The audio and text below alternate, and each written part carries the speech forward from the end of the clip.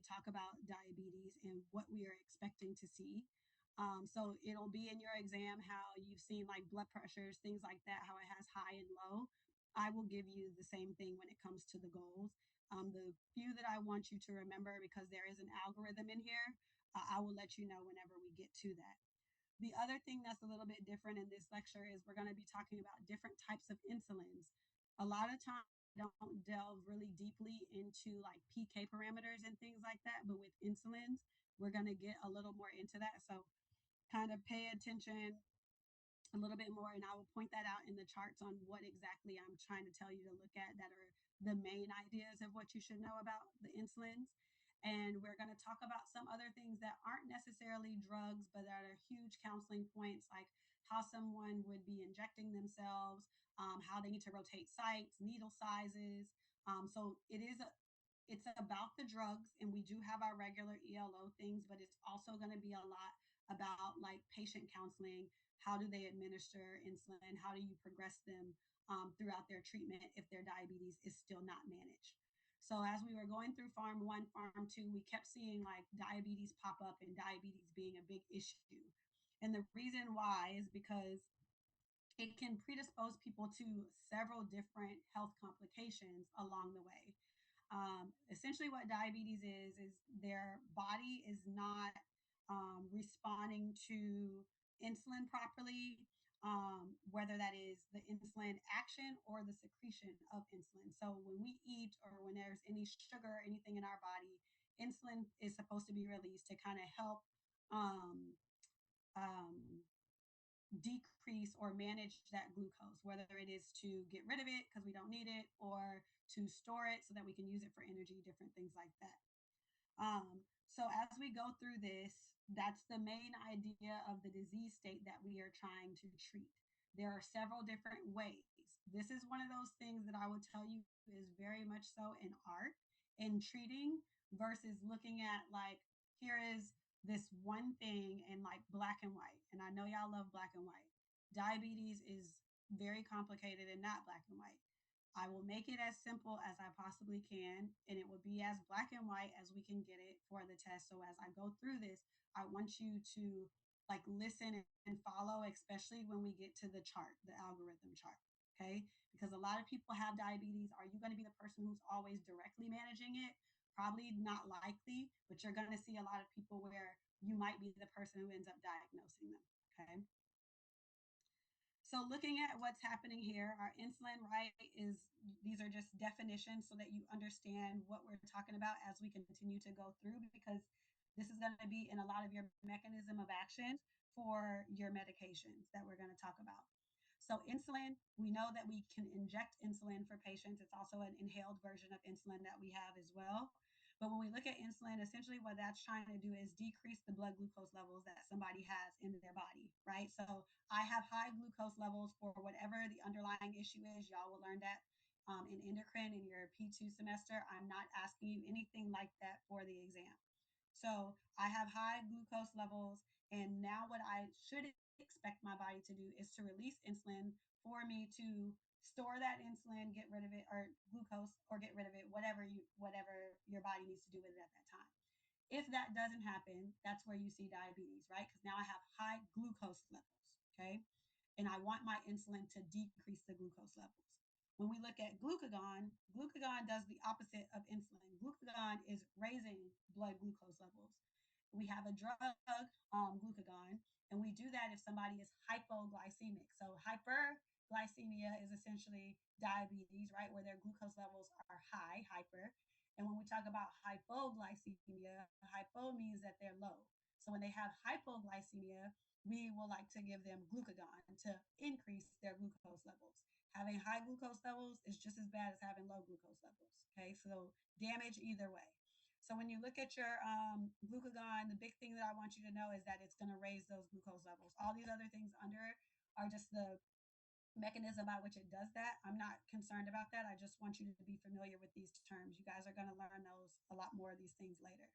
And then looking at the bottom bullet, the blood glucose is the most important regulator of your glucagon and your insulin levels. So that could be your body has released some of that glucose for whatever reason. Maybe you needed it for energy energy, right? And your body didn't use it, or your insulin didn't come after that thing was done to lower those glucose levels back down or to store it, or I ate a big piece of cake, right? And now I have all of this sugar, or I drank a big cup of Kool-Aid and I have all this sugar now floating around. Okay. Not good, because sugar floating around is going to attach and get absorbed in places where we don't want it. So that's how we see a lot of the damage that happens and the diabetic foot infections and things like that, because we have sugar floating around in our body doing wrecking havoc essentially. So this is just telling you the difference between type 1 diabetes and type 2 diabetes. When you have type 1 diabetes, this is a smaller percentage of our population. This is going to be an FYI slide. I just need you to know the difference, that there's type 1, type 2, and then there's another one where you can have late onset diabetes. Doesn't really fall into either category. It's kind of a mixture of type 1 and type 2 because of the treatment that we do in these patients, but I'll kind of briefly go over that. But type 1 is essentially like they've earned it honestly, right? So they're essentially born this way. There are these patients who are type 1 diabetes, they're not going to have any pancreatic function. So when we talk about our pancreas, it has beta cells on it that secrete the insulin whenever we need it. Um, if you're a type 1 diabetic, essentially what it's saying is all of those B or beta cells that are going to be on the pancreas are destroyed, and therefore they can't secrete the insulin how a normal person would. Okay. So in these patients, what we end up having to do is say, hey, I'm going to have to put this patient on insulin because their beta cells are broken. Okay. So that's your type 1. Beta cells are broken. They're not going to do what they need to do. When you look at type 2, this is most of the population. Usually, this is going to be later on in life that they develop diabetes. Um, the beta cells that they have on their pancreas, they may still have some, but they may not function properly. They may, over time, as the body keeps struggling to secrete and squeeze those beta cells to secrete that insulin, over time, what you can see is a progression or a slow loss of those beta cells. So initially, they may be on oral types of treatment or not a very heavy treatment. And then over time, you'll see where we end up putting them on insulin because now they have no beta cells. So insulin is not necessarily required in a type 2 diabetic, because some of them, they can be very well managed on just oral medications and not needing insulin. And what I mean by oral is taking a tablet to manage their diabetes versus having an injection, which is how our insulin is. We very rarely use our inhaled insulin. But most of the time, when you hear somebody referring to insulin, they're talking about injecting themselves with insulin. Okay. So those are the big things that I want you to remember when you're talking about type 1 and type 2. And then your late onset, again, these people will usually like everything is fine. They're healthy. They have no idea. They might start losing weight. They might be very thirsty. They might start going to the restroom a lot. All of these things, they'll come. Their urine sometimes will even smell like sugar. And they'll come in and you'll test them and you can see like, oh, this person likely has diabetes. We'll test their A1C and all these other things. So that's like a late onset. And most of the time, those patients do end up on insulin. So when you look at this, your type 2 diabetes, this is just giving you some of that pathophys of what's happening. Again, you can watch this video. Big idea here is that you're going to have more glucose than what you actually would want in your body, and your insulin is not able to Uh-huh. cope with that, Okay. or it's not responding Said my properly. uniform, not my black shirt, turd. Oh, not a turd. Somebody, I can hear you. So your diagnostic tests. So there are several different tests that you can do to confirm that someone has diabetes. Okay, so you have your fasting plasma glucose. So that means that they're not going to eat. You're going to come in. They'll give you you'll do their blood work, and then you can interpret the lab. You have the oral glucose tolerance test. This is essentially where they will, it's like a very nasty Kool-Aid essentially, and they're drinking sugar. And what you're trying to see is how that glucose gets taken up by tissues to see if it is sensitive to insulin, see if your body is responding how it naturally should. And then your A1C. So this is your hemoglobin A1C. This is something that you should do every 3 months if you have somebody who is starting new treatment to see if they are responding. So when you look at the hemoglobin, it hangs around for 3 months when we talk about our cells, our red blood cells.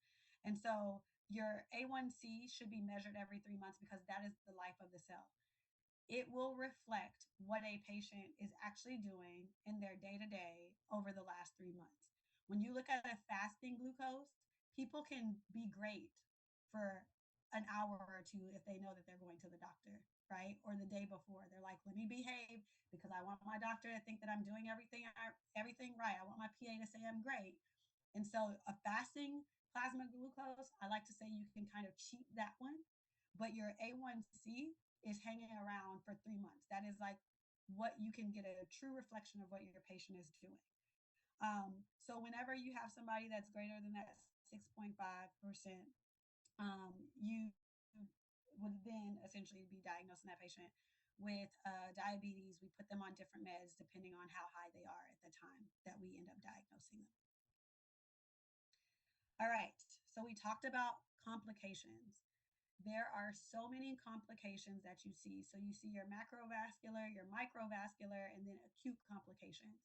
This is why when we talked about like our lipids and things like that, like we were automatically trying to be proactive because we know in a diabetic patient they're predisposed to several other underlying conditions. So you see we have a lot of cardiovascular issues, you have PVD, we have eye issues, so retinopathy, neuropathy, nephropathy. So, like everything starts to happen to them. Very common for them to have amputations. What essentially happens is sometimes your diabetic patients will have neuropathy because remember, we have all this sugar floating around damaging things. So, patients will end up having nerve damage. They may not feel that they have a sore on their foot, okay? And it doesn't hurt them because they have neuropathy. There's nerve damage. So now that pain signal is not being transmitted to their brain to know. And over time, those sores can get very, very deep and very, very bad. They also smell very bad. So when you guys kept seeing, especially when we were in our Pharm 1, when we talked about diabetic foot infections, right, with some of our antibiotics treating them, you smell them, they're very, very strong. Sometimes, if people aren't going to the doctor or doing what they're supposed to do, that foot gets very infected, could lead to potential amputations. So you will see a lot of your diabetic patients where they will lose sometimes their feet or their limbs because of the different neuropathy and other type of microvascular complications that can happen. So just be aware if you have a diabetic patient, whenever they come in for a checkup with you, that you're actually checking their feet sometimes for them. I know seems weird that like you don't see your feet, and I think sometimes I say like, are you not taking a shower and scrubbing your feet? But again, they just aren't aware of it. And sometimes, no, people don't do that. They will tell us, like, yeah, the water runs over it in the soap, so that's good enough, right? And so don't assume anything whenever you're talking to some of your patients. Acute complications. So we have HHS, DKA. These are essentially when that glucose level gets extremely high and it can cause very severe damage to some of our patients. And hypoglycemia, just like I told you, hyperglycemia is bad. Hypoglycemia can be just as bad for some of your patients where their glucose levels drop really, really low, dangerously low sometimes to where they can go into coma, seizing, they have altered mental status, several things. So we want to stay in a sweet spot when we're talking about managing diabetes for our patients. When we continue to talk about diabetes and we talk about our pregnant women and how we want to try to take care of them, one of the things that can happen whenever someone becomes pregnant is that they can have gestational diabetes. What we prefer to treat them with is going to be insulin.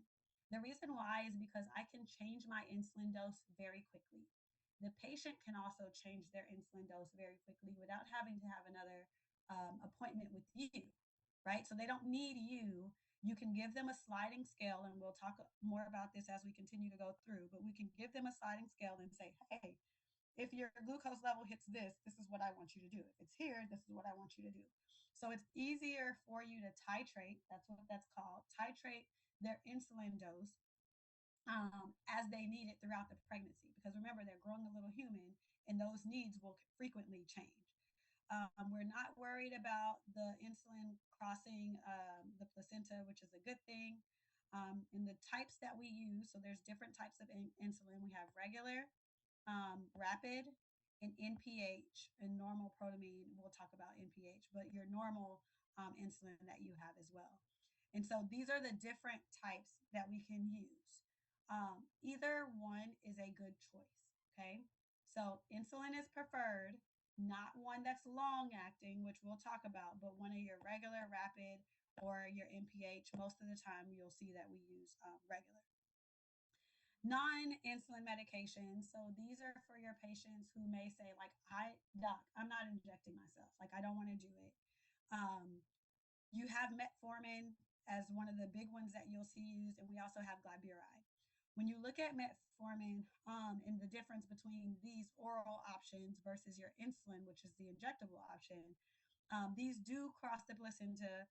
Even though these have been used for a very, very long time, we still don't have the long term safety data to say, like, hey, this is okay for patients or like for the placenta for the baby or not. But we do know that it doesn't cause harm. Okay.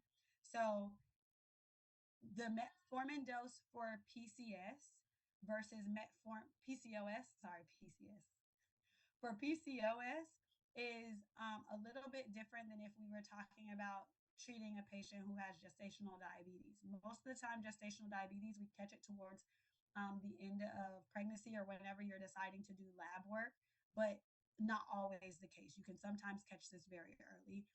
Also, you'll know sometimes people will have a history of it and they're likely to have that happen to them again, so you're already aware. But metformin, if you're using it for PCOS, you should discontinue it by the time that first trimester is up, so within that first 3 months.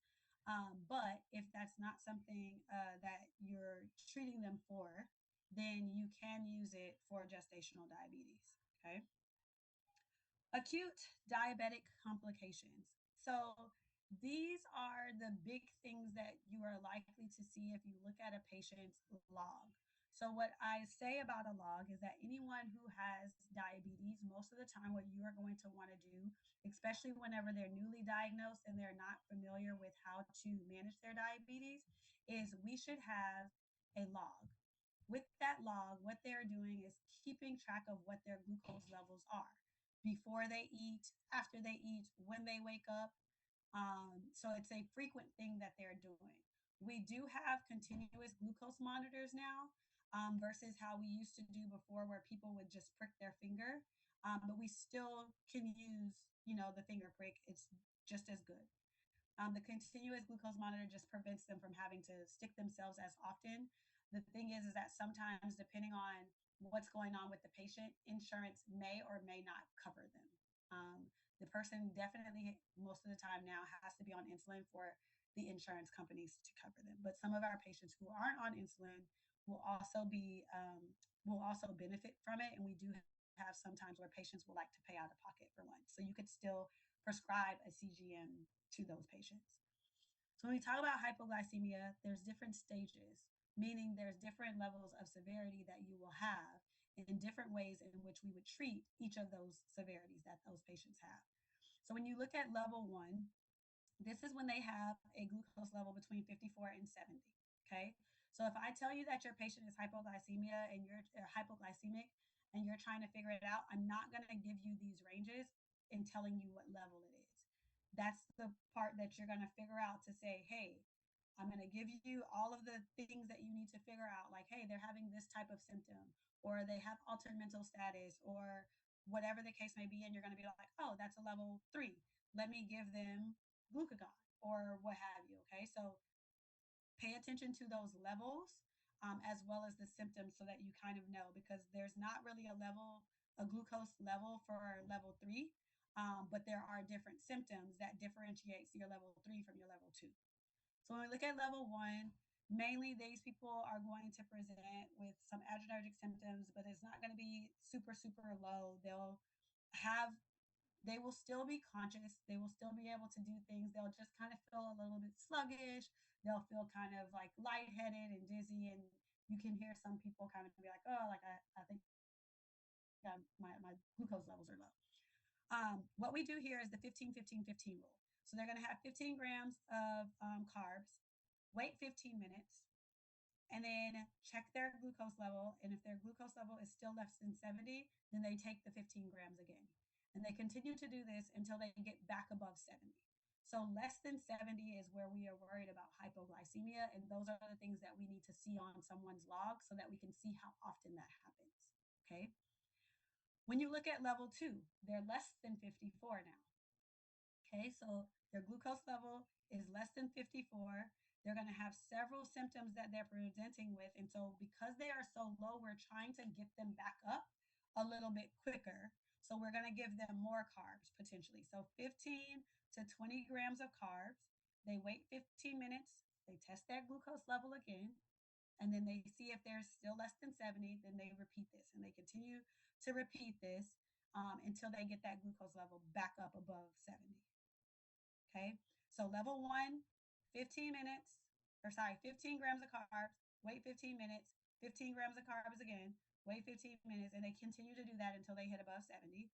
Level two, you have 15 to 20 grams, right? Because it's more severe. They're less than 54. So more severe, I need to probably give them more. So 15 to 20 grams, wait 15 minutes, 15 to 20 grams, wait 15, continue to do that until they hit over 70. Now, if you see this on a log of less than 54, you need to make sure that that patient has glucagon available to them.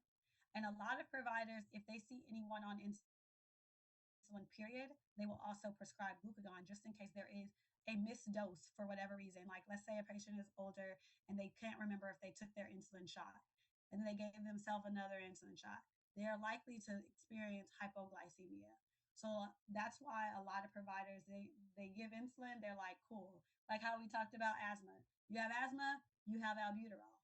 A lot of people will be like, you are taking insulin, you have glucagon, just in case. Okay.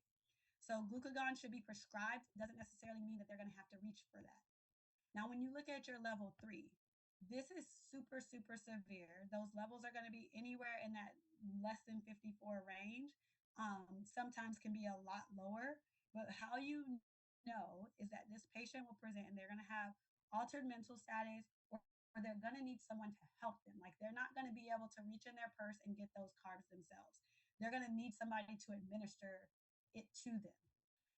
So in this situation, like I told you before, you could see seizures, you could see coma, that altered mental status is going to be there, and they're not going to be able to essentially help themselves. In this, I am giving and administering glucagon. They need to have glucagon. So that's why I was telling you with level two, a lot of the times when we see a patient who is nearing that less than 54, they need to have they need to have glucagon prescribed to them, because you never know when they're going to present and it's going to be the altered mental status, or now they need someone else to assist them. Whenever we give the glucagon, I always tell the patient, make sure that a caregiver or someone around you knows how to use it. It does have instructions on the inside of it, but I don't want anybody reading instructions if I'm seizing. I need the glucagon, right? So if they can prepare a person, and it's simple to use it, but if they can prepare a person sooner, that's better. So just remember that they're going to do glucagon, or you can do dextrose D50 by IV, and that's if they were in a hospital setting, or the ambulance got called, what have you. That's how we can do that. We can infuse it instead of giving them that IM or sub-Q injection. So I just want you to pay attention to what you're treating your level three with. When you're looking at this, where it says only given to an unconscious, unresponsive, or confused patient who can't consume oral carbs. If I can eat my carbs, that is better.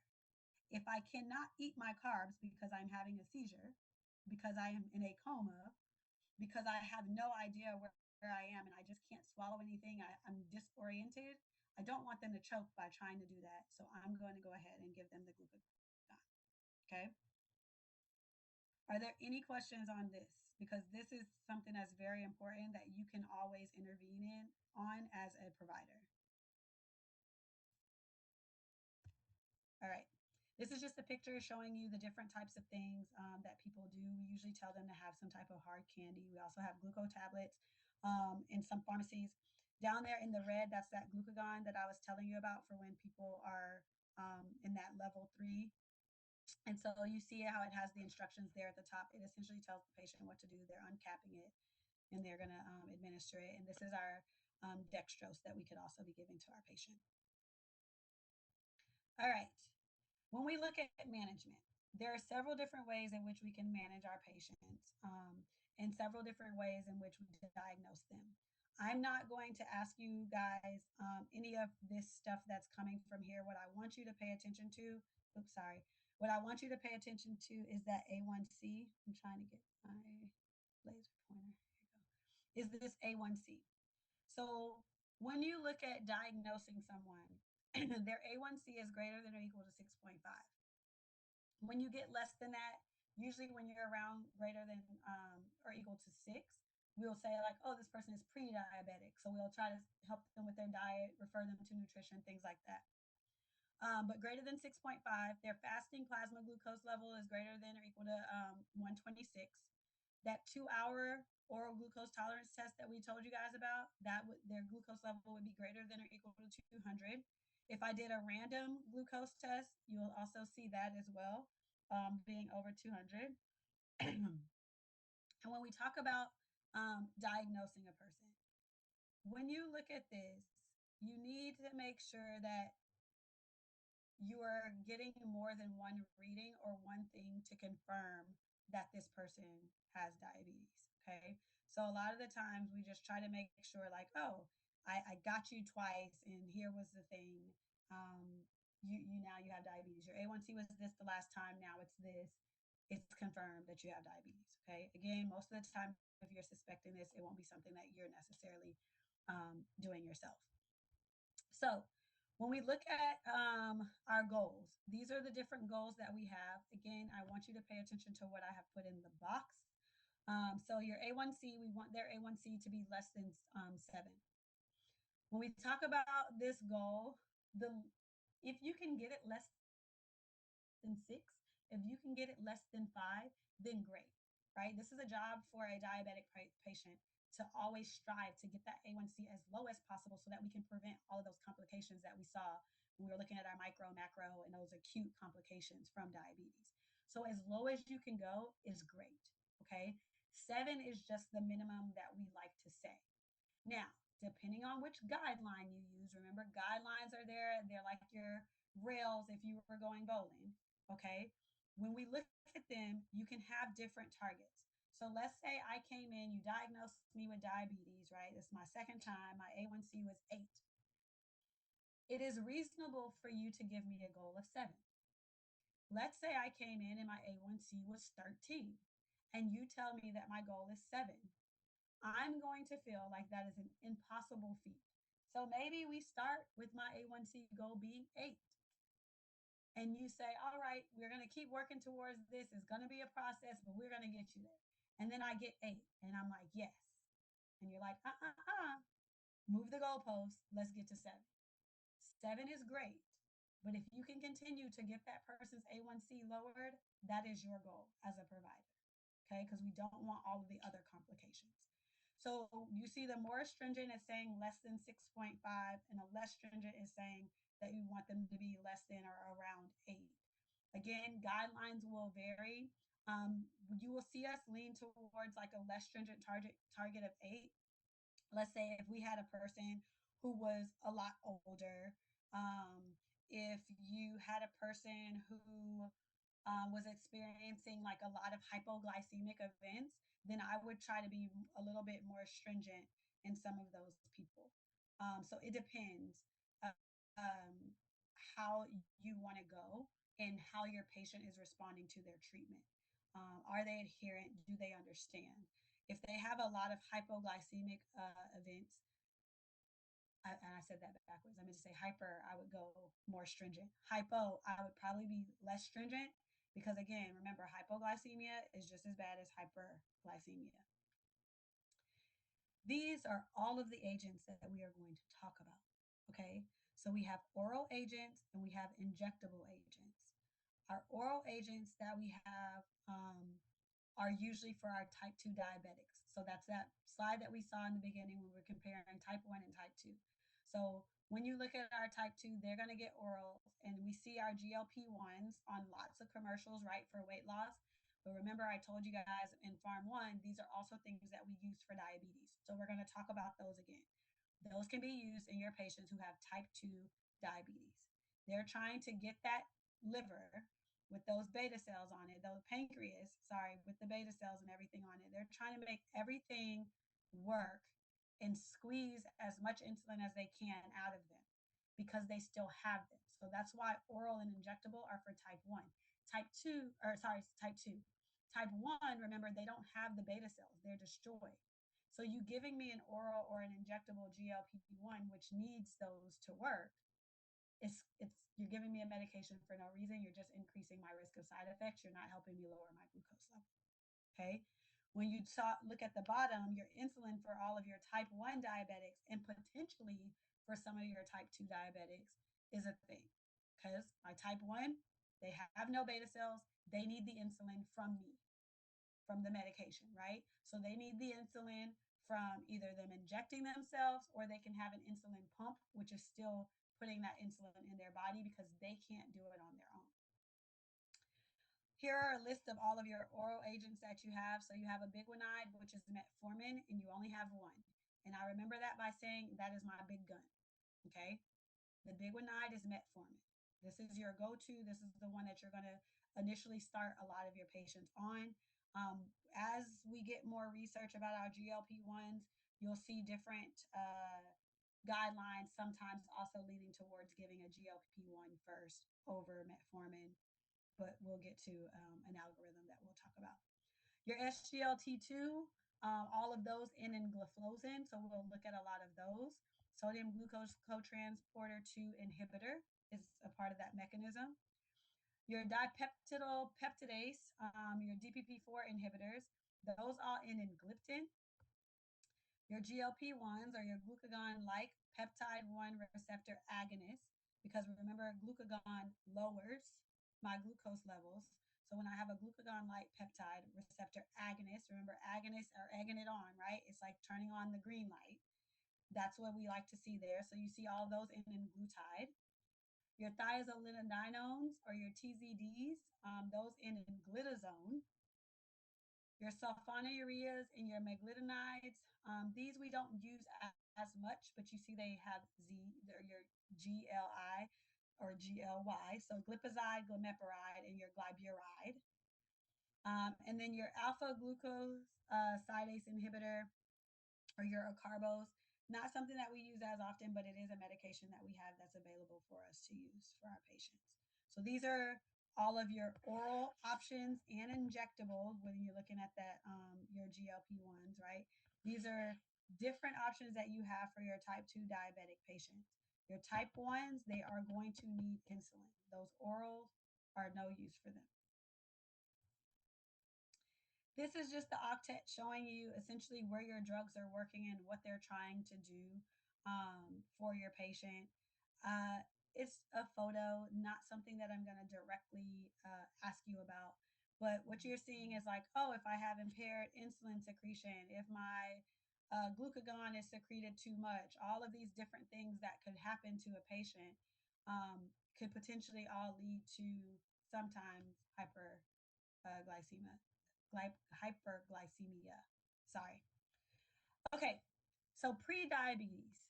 This was when I was telling you if somebody is less than 6.5, we can say, oh, you're pre-diabetic. We're kind of watching them, right? We're giving them the eyes to say, I know that you're not diabetic yet, but if we continue down this path, you could potentially be. And a lot of the times we can manage a patient with just their diet, okay? Which is a good thing because there's no meds, right? Your pharmacist who doesn't like meds. There are some times where we might put them on metformin to kind of help them get that A1C back down in a safer range, and then we can take them off and see what happens after that, okay? So when we look at this, lifestyle modifications, this is what is going to be very frustrating for you as a provider. Patients have habits. Finances come into play. Lots of the area that they live in, socioeconomic things are a huge deal when we talk about managing diabetes because some people have access to things that other people may not have access to. So if I'm in a neighborhood where I have a lot of McDonald's versus me having kava, I love kava, versus me having a kava, those are different types of things, right? If I don't have a lot of or a salada, not right now because I'm not eating, we're not eating lettuce. But if I had those areas, right, where I have McDonald's and Popeyes and like all the good greasy nasty things that we eat, right, and I don't have the healthier options, this lifestyle modification is a big deal for me. What if I work all the time and it's hard for me to get to the grocery store? I'm not likely cooking for myself. I'm eating out and I want something quick. I'm not going to a restaurant most of the time. So, trying to help people with losing weight, stopping smoking cessation, right? I already talked to you guys about that. Drinking. These are things that are very difficult that require you to be very patient and just consistent. Okay. We also have clinical pharmacists that do work closely with patients who have diabetes, and we can also manage them. So you could refer that patient, if you do have a clinical pharmacist at the institution that you work at, you could refer that patient to the clinical pharmacist and they could manage the patient's diabetes. They can also refer to nutrition, things like that, which you can also do as well. Make sure that they're exercising at least 150 minutes during the week. We usually try to have them break that up, not all at once. And then, like I told you before, we can use that metformin. You can also see where we can prescribe those GLP-1s, especially if they're overweight, because that's going to help lower their A1C and help with the weight loss, like we've learned in Pharm 1. The diet and exercise, of course, is something that we would need to do. So, big thing that I want you to remember here, lifestyle modifications for pre diabetic patients, metformin, GLP-1s are your options for medications that you can use. Your metformin is oral. Your GLP-1, they're going to inject, but we also now have an oral GLP-1. Okay, I think what we'll do before we get into talking about all of this, I think it's I'll go a little bit, and then once we get to the chart, we'll take our break. So your type 1 diabetic patient, their A1C is definitely going to be greater than 6.5. Our goal, of course, get them less than 7%. This fasting blood glucose goal, as well as the postprandial glucose goal, the postprandial or PP, what that is saying is that's after they've had a meal. Okay, so I ate something. What does my glucose level look like? Okay, so that's why we tell them to be very careful with what they're eating. Versus my fasting, this could be like I just woke up or I haven't had food in several hours. This is what their resting glucose level should look like. Okay. When we talk about their treatment for type 1, we said everyone who is type 1 will have insulin, right? They don't have those beta cells, they're not working. So they have to have insulin. You have basal insulin and you have mealtime insulin. Your type 1 diabetic needs all of these, okay?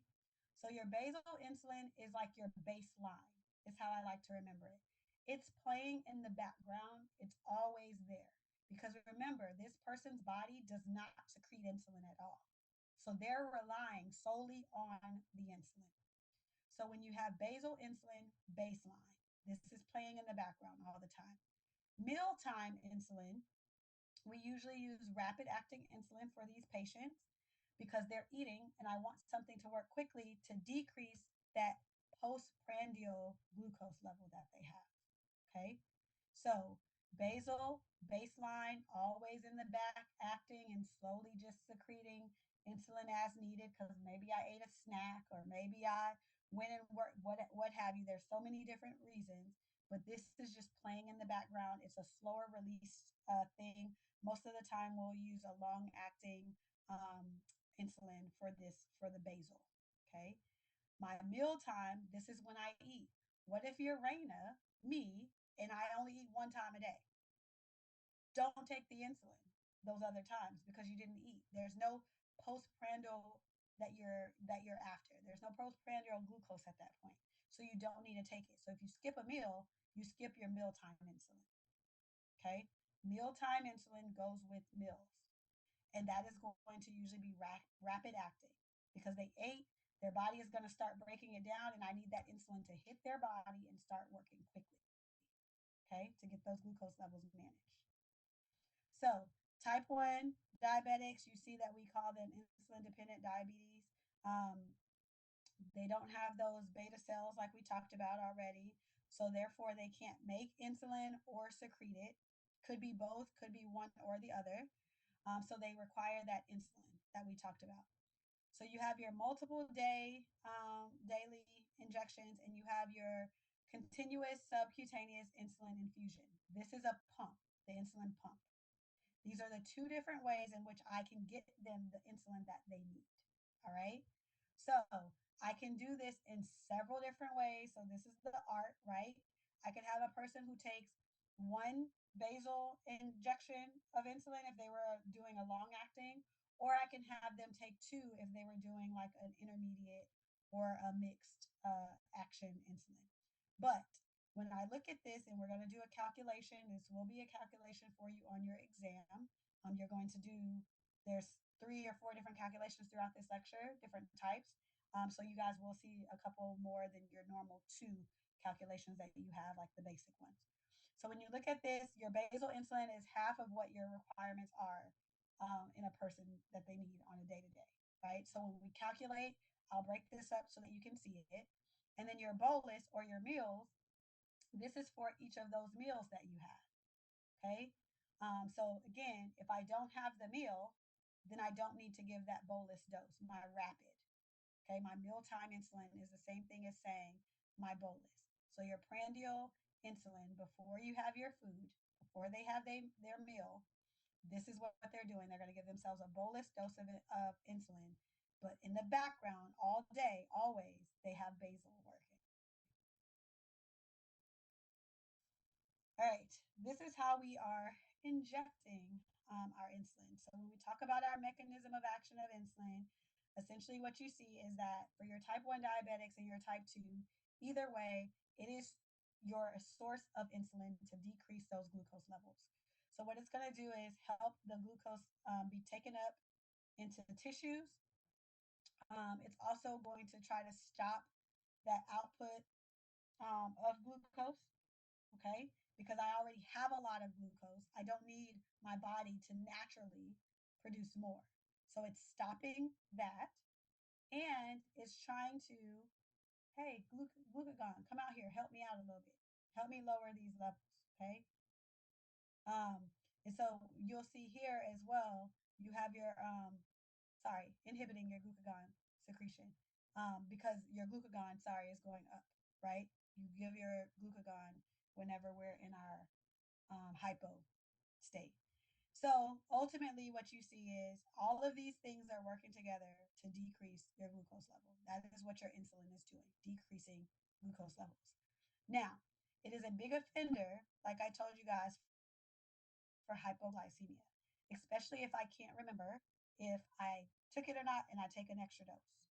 Or let's say my body has now changed and it's responding differently, or I did something out of my normal routine.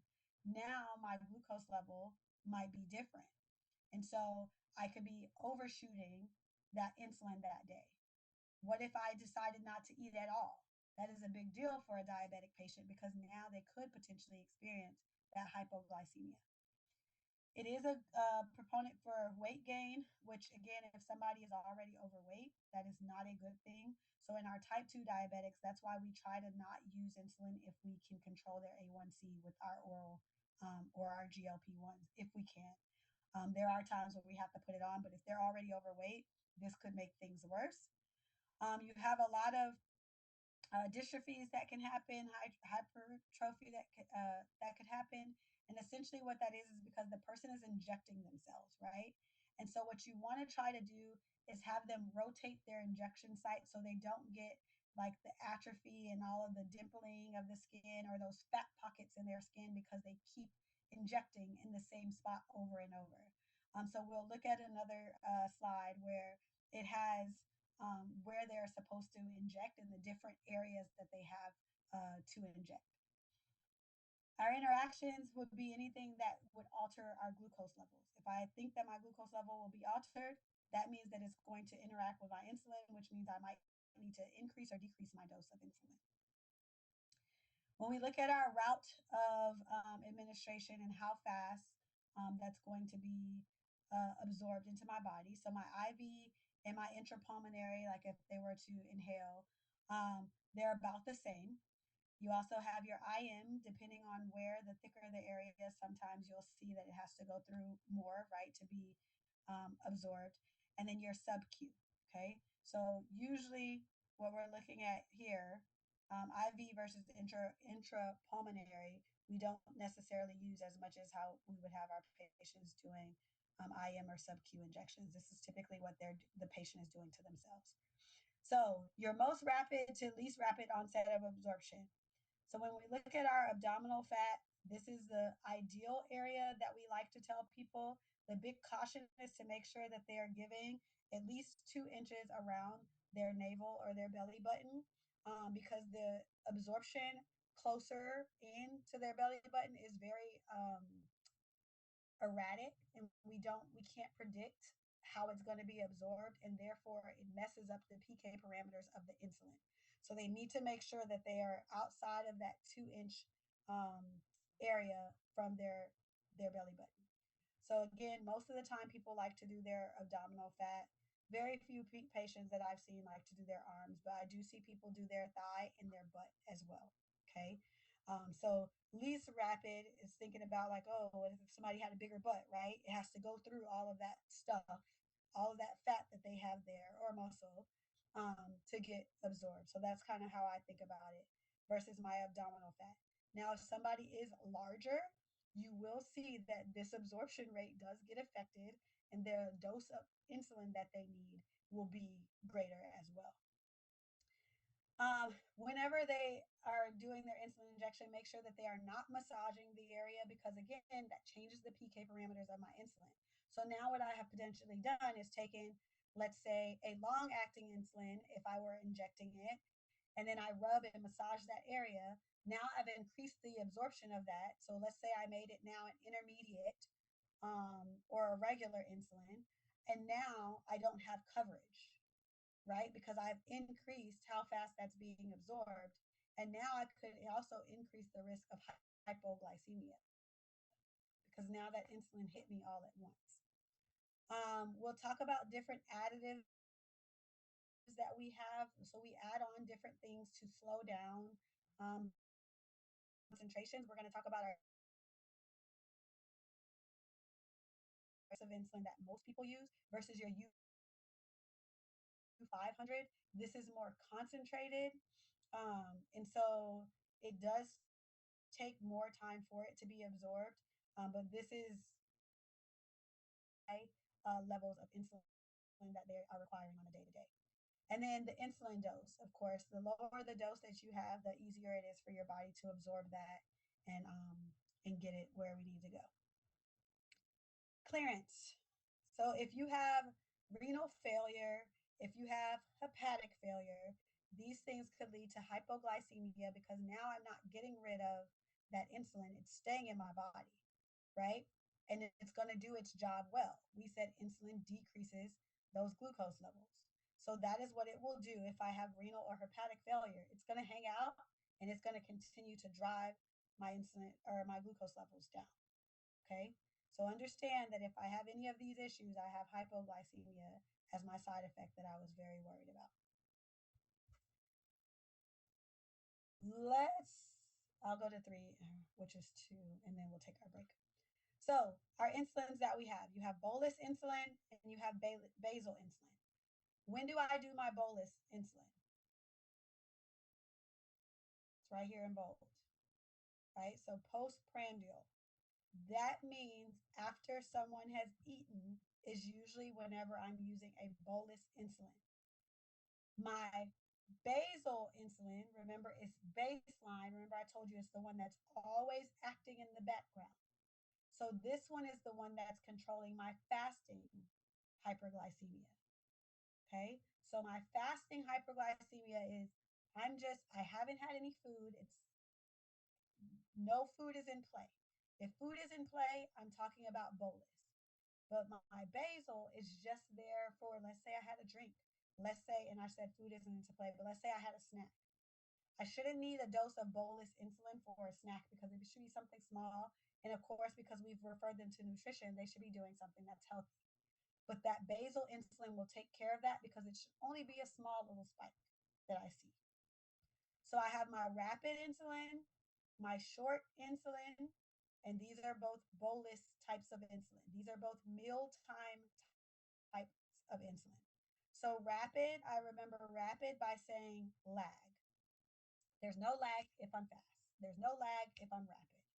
So you have your Lispro, your Aspart, and your glulicine. And you need to remember what's going on in which category and which type of insulin is rapid, short, intermediate, or long. These are things that you may need to help with in an emergency situation. These are things that you might need to educate your patient on. Okay, knowing which one is which.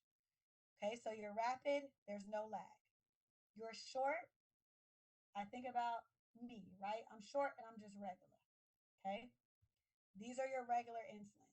And the generic name for it is really, it's regular. Now, your brand name, you have Humulin and Novolin R. R, remember, regular. Okay? And on the exam, you will have your brand and you will have your generic names of our insulins.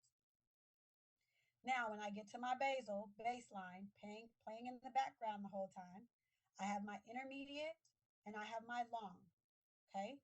My intermediate NPH, I have altered my insulin. So think about I've altered my short acting, I've altered my Humulin and my Novolin because I have NPH now on it. And we'll talk about the normal protamine. We'll talk about this in a minute. But this is your intermediate acting. So Humulin and Novolin N, because NPH is your generic N versus your regular had an R. Okay. Now, my long acting insulin, you have glargine, detamir, and degludec. And I remember, gosh, that's darn long. Okay, D and D, and dat, DAT. Okay. So, glargine, detamir, degludec. Okay, these are your different options that you have for your long. This chart is showing you the different effects, right? So my rapid, I told you it was quick.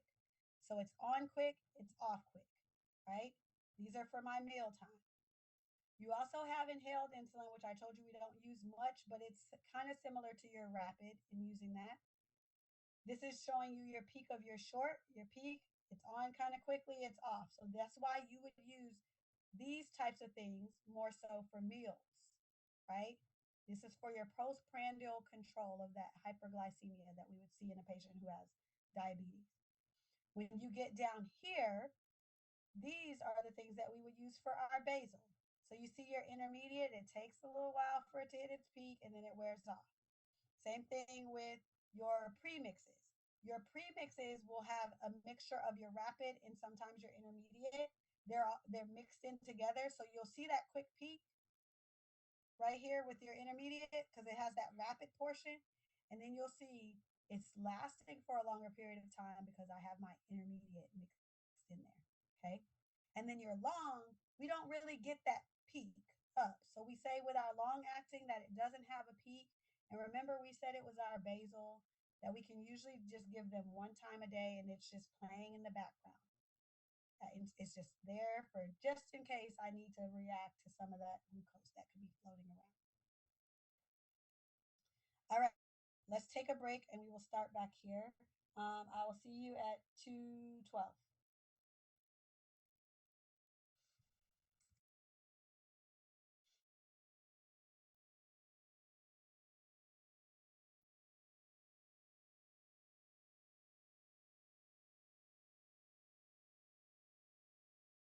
Okay. All right, so we left on this chart. This is just an example for you guys to kind of see what it looks like and what we should typically see in a normal patient. So you have your these green vertical bars that you see here, these would represent like someone having a meal, right? So breakfast, lunch, and then dinner. And what you see on the blue is essentially what their glucose is doing as they had those meals. So if I eat a meal, I should see a spike in my glucose levels, and then it's going to go down. And I eat a meal, it goes up again. I eat a meal, it goes up again, right? So depending on what I eat will control how high this normally goes. What you're seeing here is your body always has glucose in it. Okay. This is a normal person. All right. This is what you should see happening with their glucose as they eat and just daily. What you see here is what should be happening with their insulin, right? So they ate a meal, that insulin is going up because those levels of glucose went up, right? So the insulin is reacting to the glucose. So you see how these kind of correlate. And then you see I have a basal insulin, not as high, but I have a basal insulin that's also there to kind of control this basal glucose that's always there, right? So checks and balances in a normal person. This is your patient who has diabetes, okay? They need you, they need the insulin to help control what's going on. So they eat a meal. Am I supposed to have rapid or bolus insulin or basal? Sorry, rapid is the same thing as saying bolus, okay? Or mealtime. All of those things you can hear someone saying for a mealtime insulin that we need quickly. So if I have meal, I need to have rapid or bolus insulin on board. Okay. This peak that you see that's going this entire way across, that's my basal insulin that should be acting the entire time. Okay. So rapid, I'm getting because I had a meal, which means I had an increase, a spike in glucose. And then my basal is just playing all along. That long acting, this could also potentially be an intermediate acting. And sometimes what you would see is you would see two. Usually, when we give an intermediate acting, you'd see two of these kind of peaks. Okay, so that's why we say we don't really have a peak when we're looking at our long because it's just there all day. Now, this is someone who has a pump. Okay, so you see via an insulin pump. This person, they are going to have that pump on them at all times. The pump is doing the work, the pump is responding to what's going on. Okay, so they will have um, these bolus doses essentially responding to that increase in glucose that happened because that insulin pump is going to be on them. Okay. So that patient is going to be like, hey, I just ate a meal. Boop, there it goes. And it goes into their body. Okay. So you kind of see this going up. These little ones could potentially be that person having a snack or whatever, or that patient said, hey, my glucose levels still aren't down yet. And so you can see where they got a little bit more insulin to kind of help along the way. All right. So these are the charts that I was telling you about that's going to talk about the insulin and how we get more into the PK because essentially your insulins are named based off of that PK, right? So my rapid acting insulin, I said that there was no lag, right? So your Lispro, your Aspart, and your glulicine that you have. These are your generic names for them. These are your brand names that are in parentheses. You will get both on the exam. What I want you to know here is that your insulin onset is very fast for all of them. You see that all of them, for the most part, are less than 30 minutes. That's all that you need to know. I'm not going to say, like, oh, it's Aspart 10 to 20 and then give you like a 25-minute thing. Okay. Like, just know that they're less than 30 minutes. These are acting quickly. Okay. When you look at the peak, you see that almost all of them on average are about less than an hour to where I get that peak happening. Okay. If I skip a meal, I should not take my rapid insulin because I can trigger a hypoglycemic event. Okay. So I can give these right before they have a meal. Usually after I could do these, but we typically tell our patients right before they have a meal to have their insulin. Okay. You see with your Aspart, this one is specifically before. I just want you guys to remember right before they eat a meal, they should take their insulin. Okay. The appearance of this is clear. This is something that's important for you to let your patients know because if it's not clear, that could mean that there's some type of contamination. It could mean that it wasn't stored properly, what have you. So make sure that they understand that it's clear. And you're also going to hear where we talk about potentially mixing insulins, and you will say clear before cloudy. And essentially, what that's trying to do is say, hey, if I did choose to mix an insulin, I would want my rapid insulin to be there with like potentially an intermediate insulin, like our NPH, to give a mealtime dose and a basal dose at the same time. So that person isn't having to inject themselves so much. So that's the benefit of the mixed. As the farm industry has gone on, a lot of patients don't mix themselves anymore because we have pre-mixed formulations that I will show you in a minute. So the clear before cloudy rule is not something that we're so much worried about anymore. But if it's something that a patient wants to try and we don't want to prescribe them the pre-mixed version, they could potentially do it by themselves. You just make sure that they're drawing up that clear one first, which would be their rapid first, and then they're injecting it or putting it into their cloudy. So clear before cloudy. Um, some of the notes here are the things that I've been talking to you about already. Clear before cloudy, understanding that you can inject when you do mix, that they need to inject it right away. They should not be storing it or pre-drawing any of these syringes up for later use. If they're going to mix, they should be using it as soon as they mix it. This is also telling you that we can use any of these in that continuous glucose, like their insulin pump. So the continuous pump, you can have these rapids in there. You also see that I can use my aspart and my glucosine for IV if I needed to do that. So just being aware of that, not going to get that detailed. I just want you to know about your clear before cloudy. Know that these are things that they could put potentially in their pump. Okay, your inhaled insulin. This is not one that we use often. It has to be kept cold. So when we talk about like our regular and all of our other injectable insulins, they don't have to always be stored in the fridge. Okay. There are times, and this will vary depending on the type of insulin that the patient has, but there are times where we can leave them out of the refrigerator most of the time up to 4 weeks. Um, in some patients like that because it's not cold and going into their veins or whatever into their body. Some people don't like it, so we do sometimes have where they have it cold, or sorry, room temperature. So not always having to be stored in the fridge. This though, you will see that we do keep it in the fridge. um, it does, if you left it outside of the fridge, the PK parameters of the insulin could be altered. Um, and it's very quick the way that this medication degrades. You see that the onset is similar to what we talked about with our rapid. We also saw that in the chart. That peak, same thing, very similar to our rapid, around an hour. Um, oral inhalation, because remember, this is our one that we have that's as an inhaler. And then again, right before they have their meal, they're going to do this. Now, why we don't use this often? We don't use this often because of this, the price. Okay. Depending on how much people need, the units will vary. So you see that you have $271 that we have for 4 unit cartridges.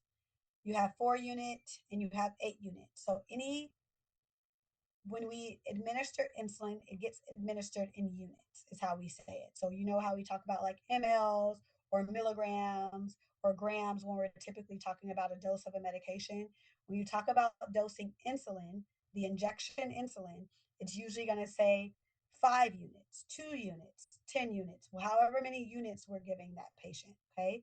So if I am a person who has 10 units, now you have to get very creative on how you're going to administer it because it only comes in 4 or 8 unit cartridges. Okay, so it has to be a multiple of 4. Um, so when we talk about this, you end up having to round up or down depending on what's going on for that patient's insulin. And we do sometimes have where TRICARE requires a prior authorization. Okay. Um, I told you about keeping this in the fridge just because of the stability of it is just not great. So that's why I just tell all of my patients just keep it in the fridge. Telling them opened versus unopened versus like if it's already loaded in the it's just Keep it in the fridge is what I always tell them. Okay. And then remember a big thing with this prior auth, which is why you don't see it used as often. When we're looking at our limitations, um, your type 1 diabetic patients aren't usually going to benefit from this as much because they're still going to need to have that basal insulin, but it is a possibility for you to use it. If somebody has any type of respiratory, this is what I want you to focus on more. If somebody has any type of respiratory complication, asthma, COPD, any reason why they can't inhale, take a deep inhalation, that is going to be a problem, right? Because now the insulin is not getting to where I need it to go. So we need to make sure that that person has a functional respiratory system. We talked about these doses already. So 4 units and 8 units is how the strengths come. So their insulin dose that they take needs to be in a multiple of 4.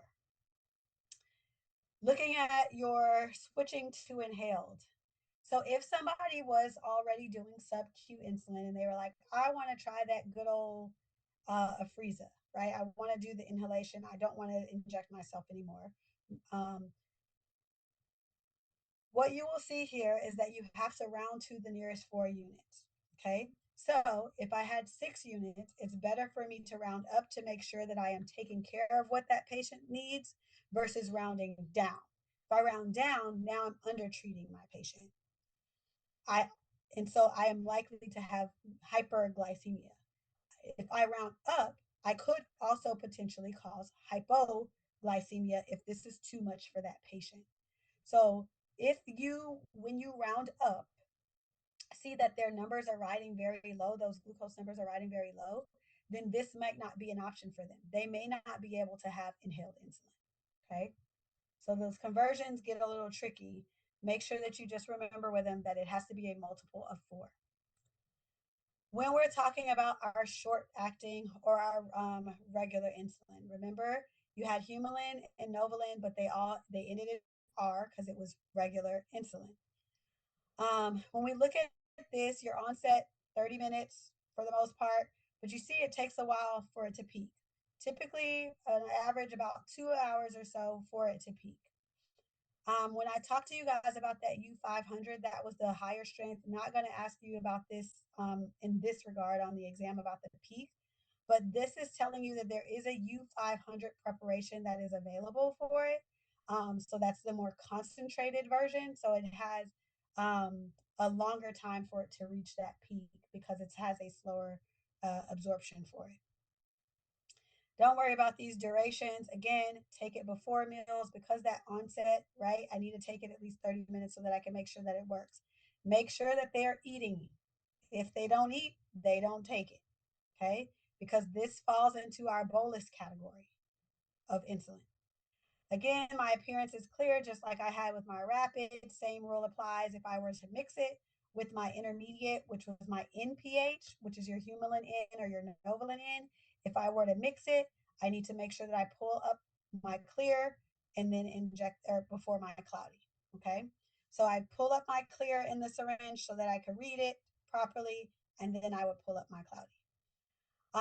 You see that I can have it stable at room temperature, like we said, for most of these. And then looking at your U500, this is for your patients who are requiring more insulin.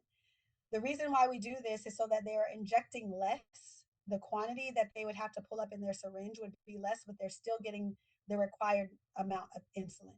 So anybody who is over that 200 units of insulin in a day, we can give them the U500 so that they're not injecting such large amounts into their bodies, which would then increase the atrophies, those fat pads that we talked about, all of that gets increased if we are using a higher amount over that 200. So that's why we just go with our higher concentrations of that U500. Your U100, you see that I can put it in my pumps.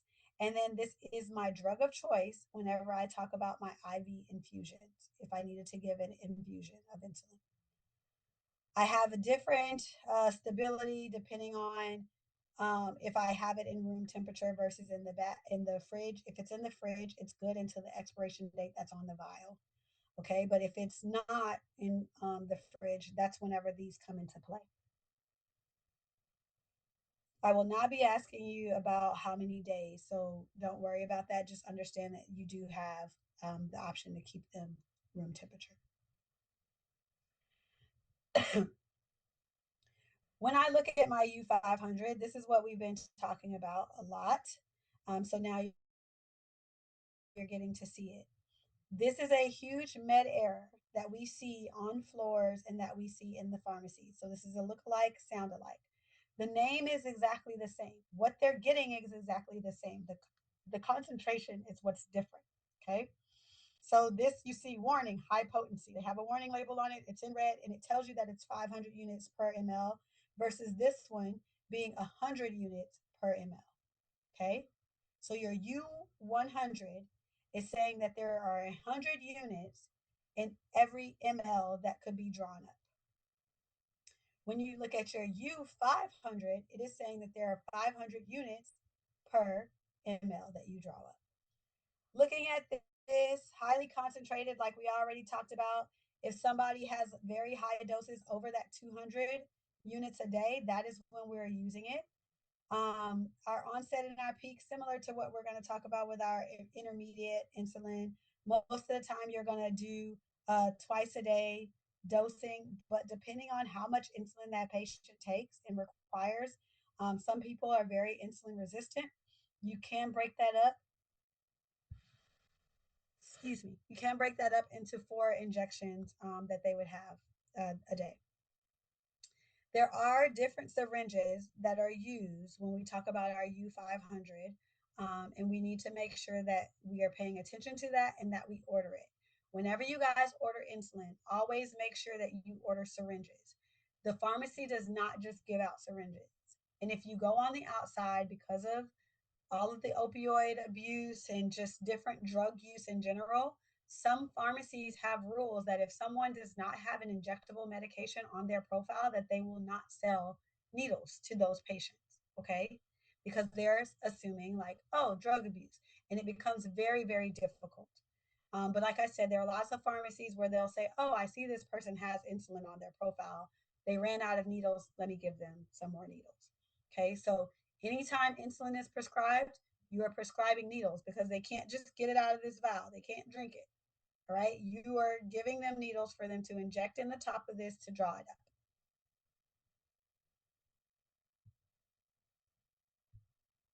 up. Okay, this is a conversion chart that you would be looking at.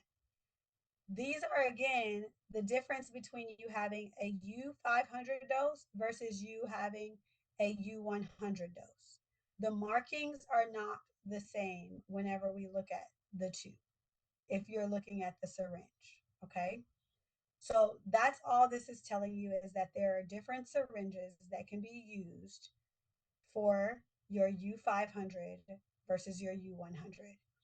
Your U500 dose is essentially 5 times whatever your U100 dose is, okay, in regards to those unit markings. So if I said that there was 25 for my U500, that means that there's 5 for my U100. If I said that there was 20 for my U100, I'm saying that they need that's 100 on the markings for the syringe. Okay. So this is giving you the conversion if you were using a tuberculin syringe. And remember, we said in 1 ml, right, in 1 milliliter, U100, I should see 100 units. And in the U500, I should see 500 units. So this is just giving you your conversions of what they would be drawing up. If I had a tuberculin syringe and I was taking 200 units of U500, it's saying I need to draw up 0.4 mLs. If I was taking 40 units of U100, I'm drawing up 0.4 mLs. Okay, so very, very, very important to make sure that the needles are the correct things that go with the correct insulin. This is our med error that we see. Now, looking at your intermediate acting insulins, when you look at these onsets, you see that they're around an hour, hour and a half that we get. The peak, you see that it takes a little bit longer, median of about 6 to 7 hours whenever we're looking at these. Longer duration, so that's why I was telling you on these, you'll see that we administer them sometimes once a day, but we can also do where these are twice a day. Okay. Remember that these are ones that are now falling into your class of your basal. Okay. These are things that I could use as my basal insulin, the one that's playing longer in the background, your intermediate. Not administered in relation to meals because they are basal, they are baseline, they are playing all the time. These do appear cloudy. So whenever I was looking at my rapid, um, whenever we talked about those, right? Those are clear. Whenever I looked at my regular, it was clear. Now you're seeing where I have cloudy. Okay. So looking at that, I can mix with my regular or my rapid insulin, like we talked about. We do have where these can come in pins, which is easier for the patient instead of having to pull something up out of the vial, like we saw. What they can do is they just click the dial on the pin of how many units and they inject themselves. If you do order a pin, you need to make sure that you order the pin needles. Yes, I see I have a question.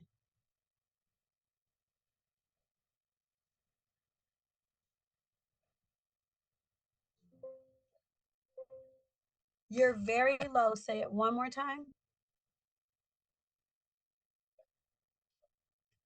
Mhm. Just know that there's a difference of the it's 5 times more. Your U500 is 5 times more. I'm not going to ask you to like remember the type of syringe or anything like that. Like as far as like if they're taking 200 that they need a point for. I just want you to understand that this is how a medication error happens. I'm not asking you to do a conversion between U500 and 100. If I do, just know that if you have a U100 unit dose, that you're going to multiply it by 5. And if I gave you a U500 dose, you're going to divide by 5. So you won't need the chart. Just know that your number is 5. You're either multiplying by 5 or dividing by 5.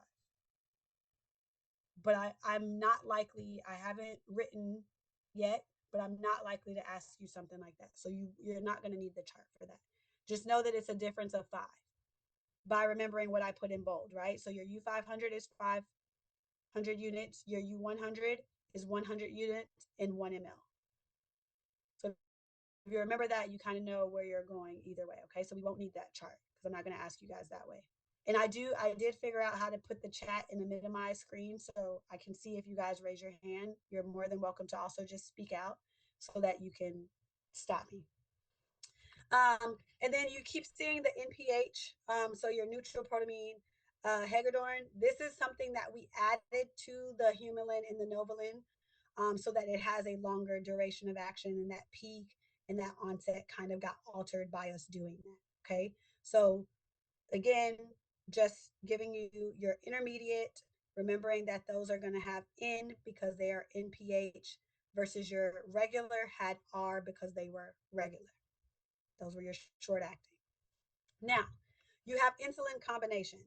All I need you to remember is that they are combinations. These are the premix ones that we have done.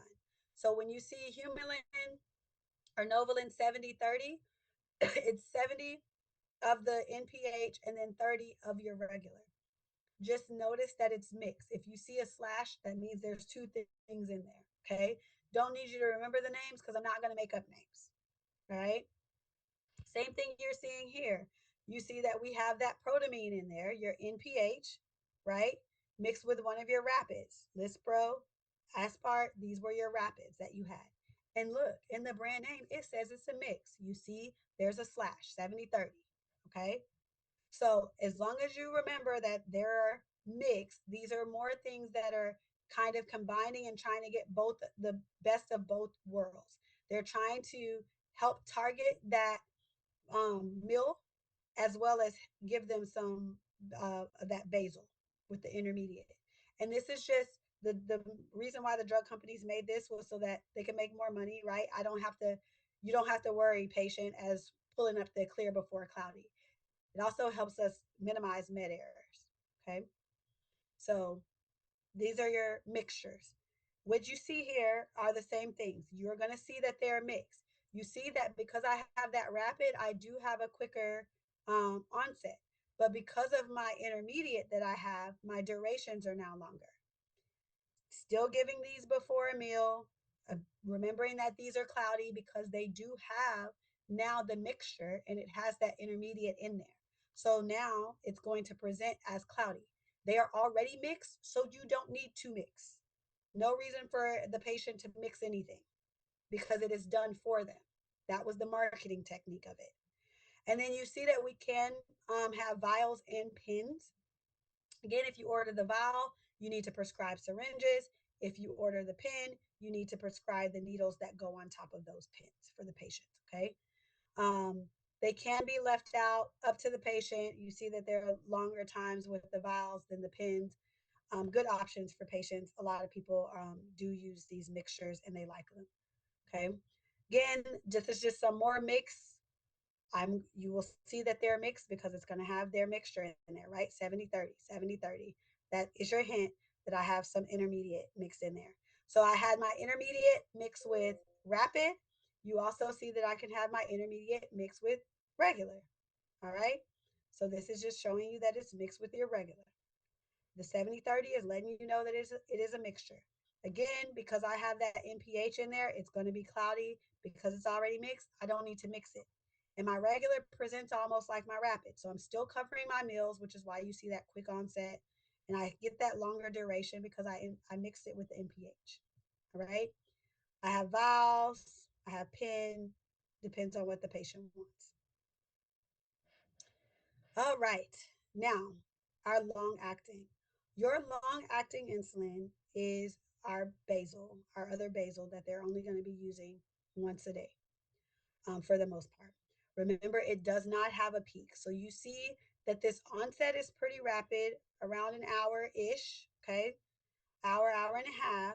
But what you can see is that there's no peak. So take your mind back to that graph that we showed where the long, it kind of got up there and it just baseline, it was basal. Okay. So always kind of playing in the background. You see those durations vary. I do want you to remember with your detamir that you can see that it does bind to albumin. So any of these medications that we could have that has another drug that is protein bound, that can alter and mess up when I see my duration of action. It could be longer, it could be shorter because now I have somebody to compete with.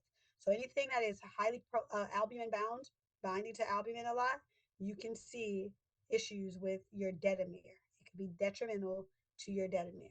Okay. When you talk about your administration of these, um, some of these once or twice a day, I will caution most of the time with our long acting of us giving it twice a day. The one that we could potentially give twice a day is again that detamir standing out, right? Albumin bound, but you can see this happening here with that as well. Um, when we talk about the other stuff that is on this slide, okay, I don't want you to get overwhelmed with the chart. I want you to remember the onset and the peak, your detamir being bound, okay, and your detamir being the one that could potentially have BID dosing, okay.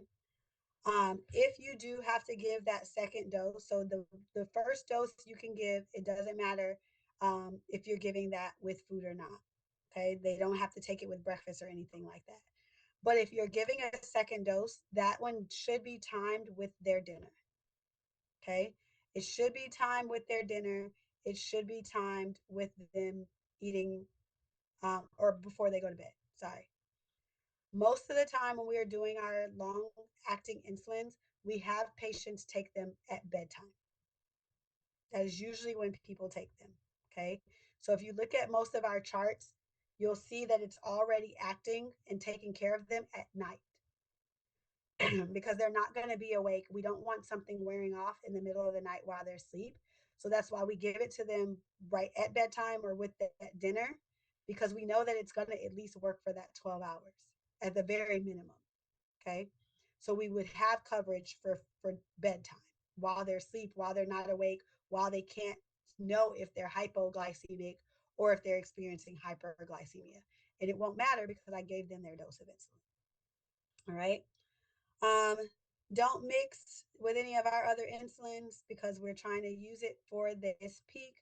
There's nothing, or sorry, for this peak, for this prolonged period. So there's nothing that we should be expecting from our insulin at that point. We don't need to give anything else. We can give our bolus doses based off of the meals, but we don't need to mix it. Okay. All right. This is a summary chart telling you all of the major things that we talked about. And then breaking up again your bolus dose from your basal dosing. With your bolus, these are given in regards to meals. This is trying to control the glucose levels after meals. Your lag is your rapid, and the Frieza was very similar to those. And then your short acting was your regular insulin that ends with an R. You have U100. Your U500 is 5 times more concentrated and potent than your U100. When we look at our regular insulin, we like to use our regular insulin if we're going to do an IV infusion or if we're talking about gestational diabetes or someone who even has diabetes, not gestational diabetes, but they have diabetes and they're pregnant. We still like to use our regular insulin. It's good for us to control it. So that's the big thing that I want you to remember. Remember with your U500, we are not giving this if unless somebody has that requirement of over the 200 units a day. Okay. Very, very important for our patients to be on top of it, managing their diabetes very well if they need a U500, because it could have very grave consequences and send someone into very severe hypoglycemia if they give themselves the wrong dose. When you're looking at your rapid, because it doesn't last so long, big thing here is that you're not likely to see hypoglycemia as much as you are with your bolus and definitely with your sometimes whenever we're talking about our basal. Okay. So when you look at your NPH with your intermediate, this is where you're more likely to see some of that hypoglycemia occur. And then this was the only one that we were talking about that had cloudy, unless it was mixed with NPH, that has that cloudy appearance. When you look at your long acting, you have your Detamir, Glargine, and your Degludec, and then you see less nocturnal hypoglycemia because it's again playing a role over a long period of time and it's being released very, very slowly. Okay. So this is just a summary slide for you to see all of the things that was going on that we talked about in those slides that we moved through. This is just showing you pictures of a vial versus a pen, and you seeing the different types that we have available. So remember what you're looking at when you're talking about your bolus versus when you're talking about basal.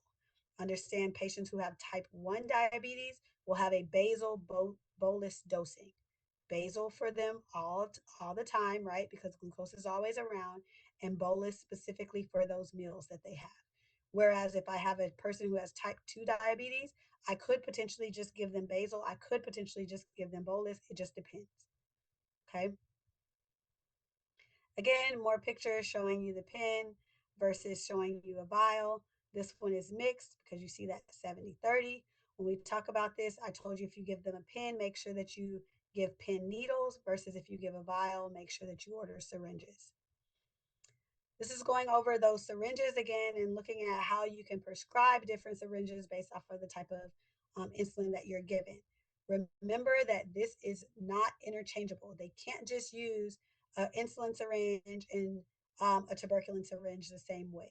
Your insulin syringe is measured in units, whereas your tuberculin syringe is measured in milliliters, which is a huge difference. Okay, so if you think about that chart that we looked at earlier, if you're dosing a U500 based off of units, but you're pulling it up in an ml syringe, that might be a big issue. Okay, because I could overdose my patient. So make sure that they understand, hey, if you're switching them from U100 to U500, don't use those other syringes that I gave you anymore. Specifically use these and tell them what they're drawing up for themselves so that they know. So again, we already talked about this using a U500 syringe or a tuberculin syringe whenever you're talking about your U500 dosing. Now, if you're using your tuberculin syringe, again, make sure that you're understanding that this is in mLs versus in units. Your needles will most of the time be pre-attached to the syringe that you're ordering.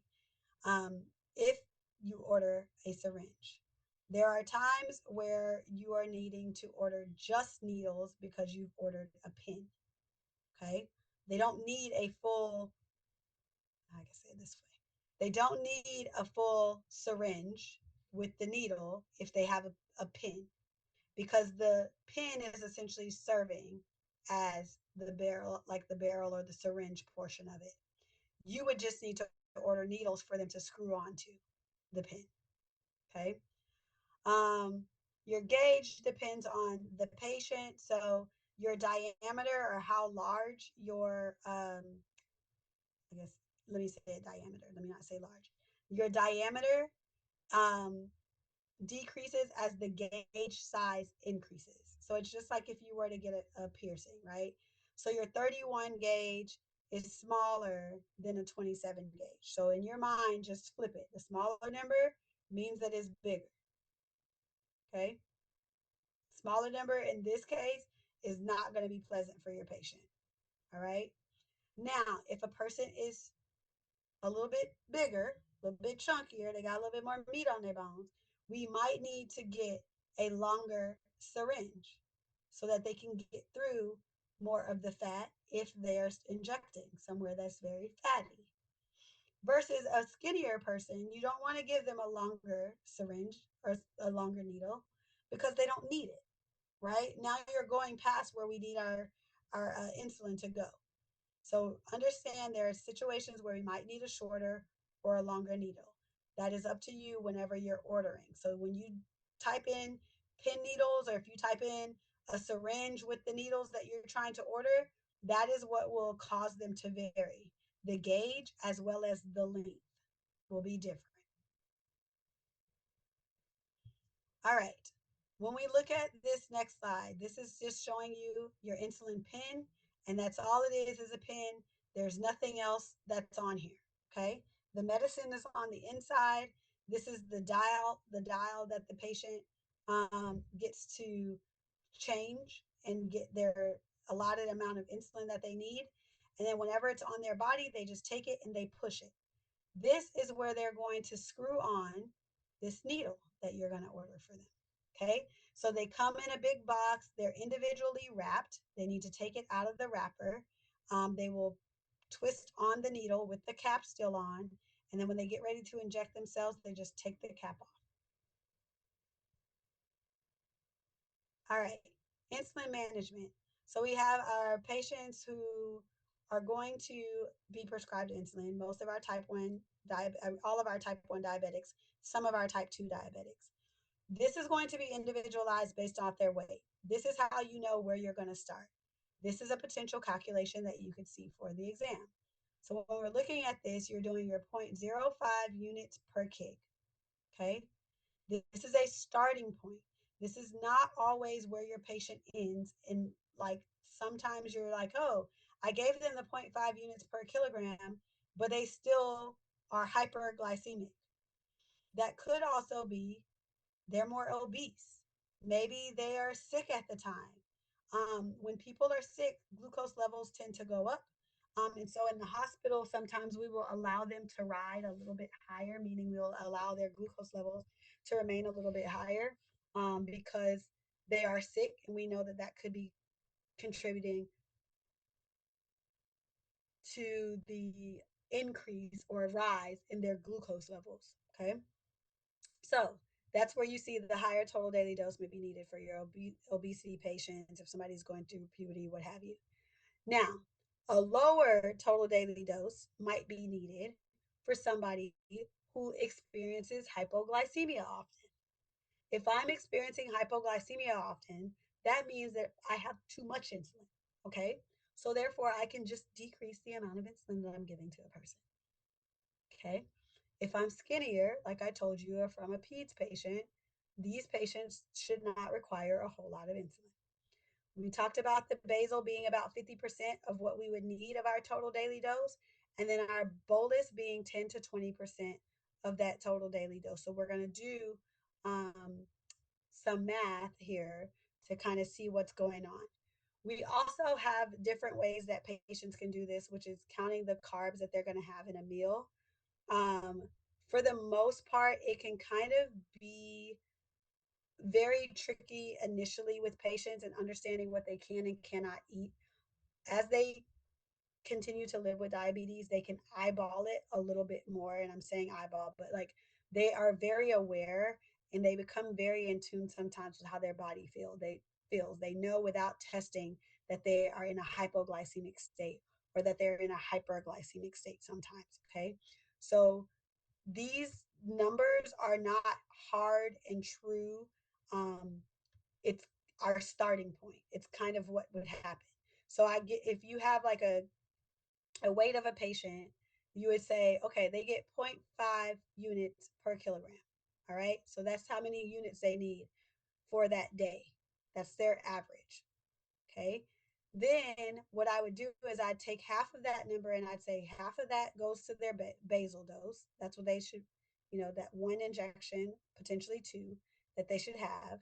And then my bolus is the one that I have every time I have a meal. That is broken up into essentially the remaining 50% that we would give our patient. Okay. So looking at a practice um, and looking at how you can essentially manage a patient, there are so many different ways. This is just an FYI for you to see. There's so many different ways. So you see, because I gave intermediate, I had to give two injections, but this is serving as my basal, and this person only had two meals. Looking at this one, same thing. They had two meals.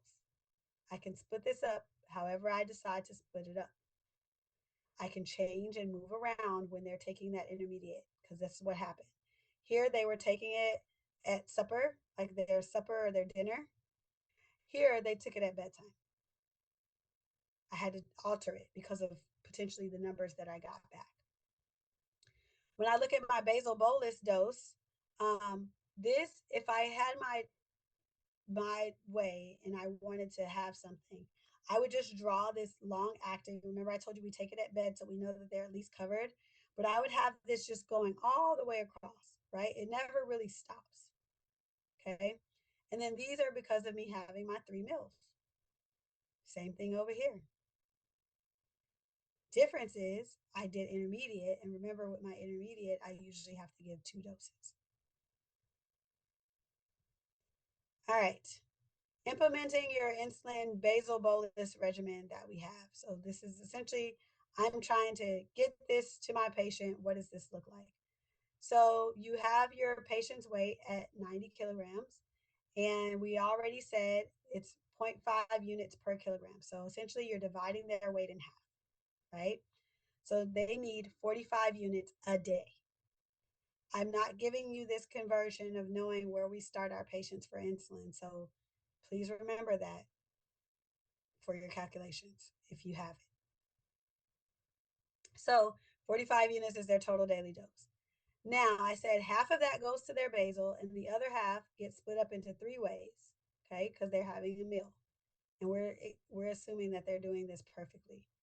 Not that they're like, pounding a couple of hamburgers for dinner, but they only ate a salad for lunch. We're not hoping for a difference like that. Okay. So what you see is they're going to have 23 units of glargine at bedtime. This is their basal, okay, that they have. And we said it's at bedtime. So that's also another hint that it's basal. And then you're going to do that 23 and divide that by 3. So you'll see that you have 17 essentially. And so this is also rounding. So I want to do, 23 divided by 3. You would get 7.66666666. Okay. So what I typically do is I would say that I wanted to go up to 8.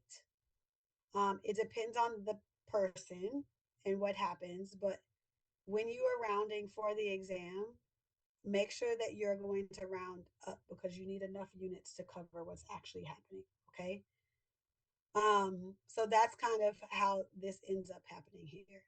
Now, granted, we keep rounding, right? And your number is getting further and further. So that's why on this example, it would really be 7.5. And on the exams, I try not to give you guys things that are at zero point 0.5 because some people are like, I don't remember, do I round up or do I round down?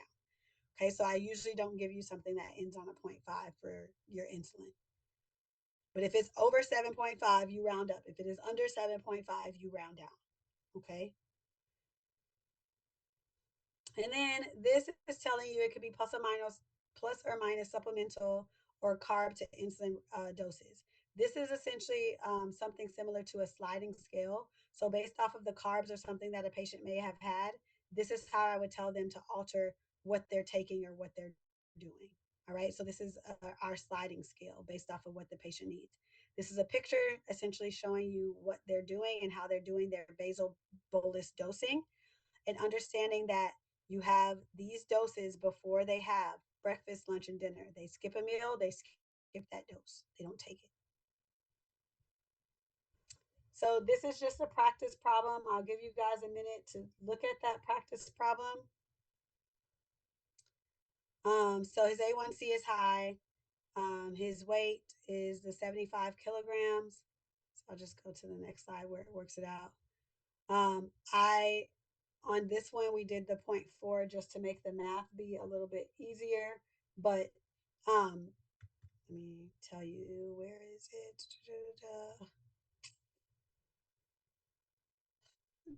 I'm not going to tell y'all that. Wait, remember the 0.5.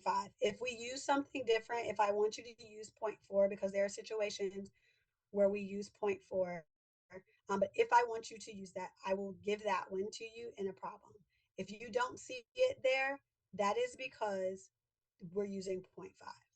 If I give it to you, that means that I'm wanting you to use that total daily dose problem. But zero point 0.5 units per kilogram is typically what we would be looking at. Okay. I'm not going to get into detail about all of the other underlying.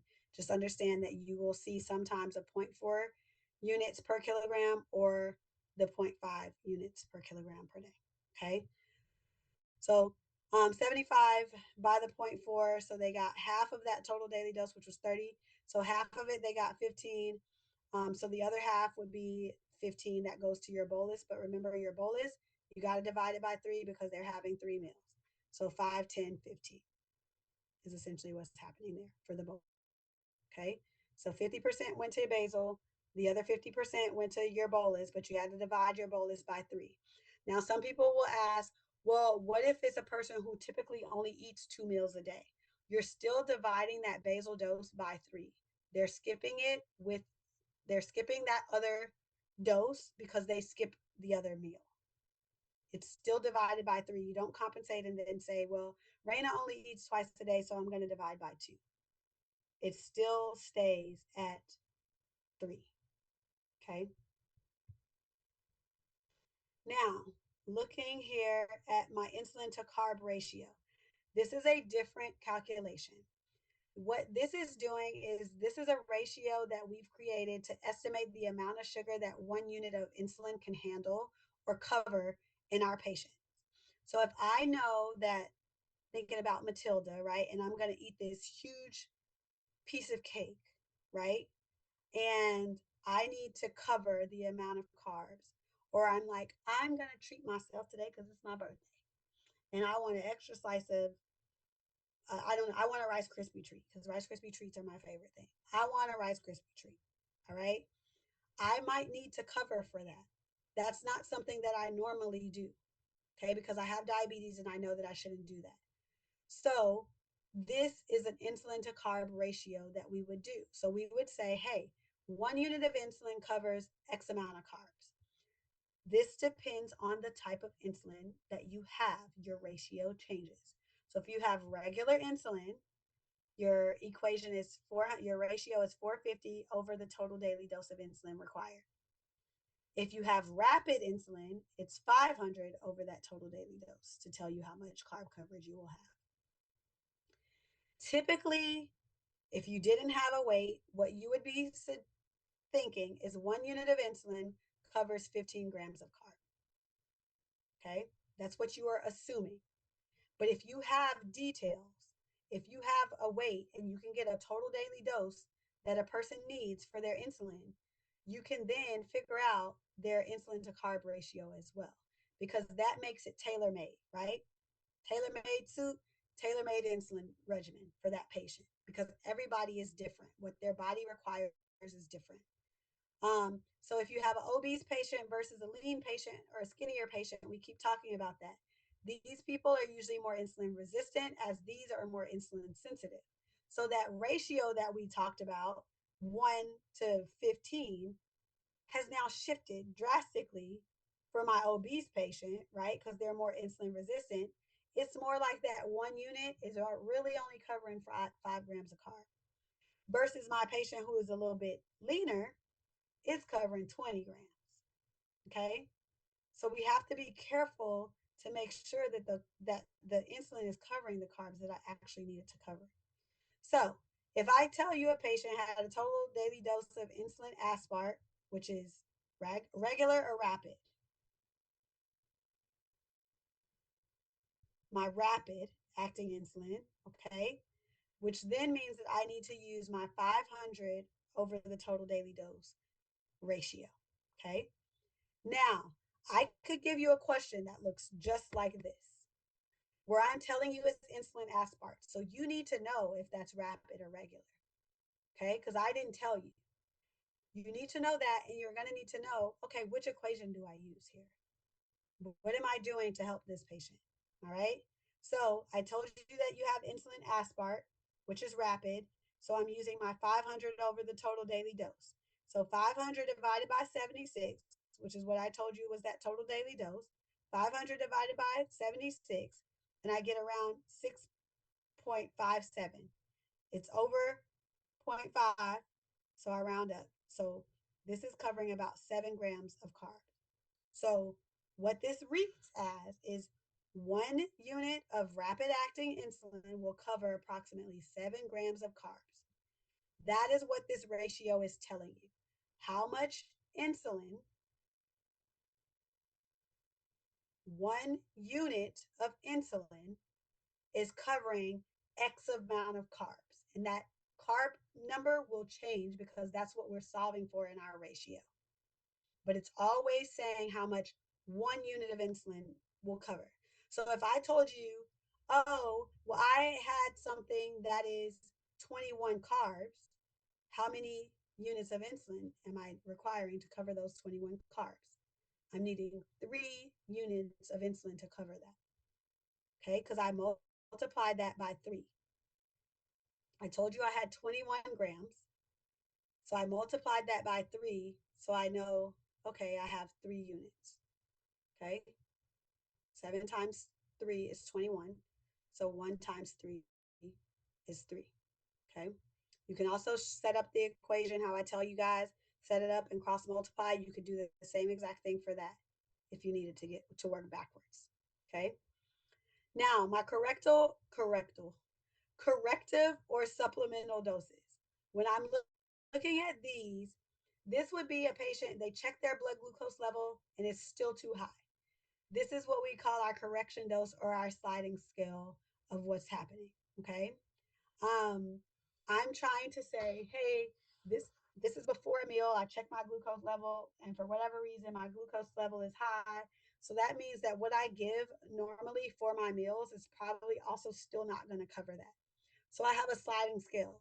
So what I'm going to do is I'm going to add that to whatever the insulin dose was that I was already supposed to take. So now I can increase it. Okay. Um, when we look at this, we need to be patient specific again. Okay. So we have another rule. When you look at this, your correction factor, you have the rule of 1500 and 1800, which again will vary depending on the type of insulin. So if you did your regular insulin, it's lower. You have your 1500 over the total daily dose. And if you did your rapid, you have your 1800 over your total daily dose. Okay. So regular insulin insulin is 1500, rapid insulin is 1800. Remembering that with both of these, they're both over your total daily dose. The difference is this is telling you how much carbs is covered by 1 unit of insulin, okay?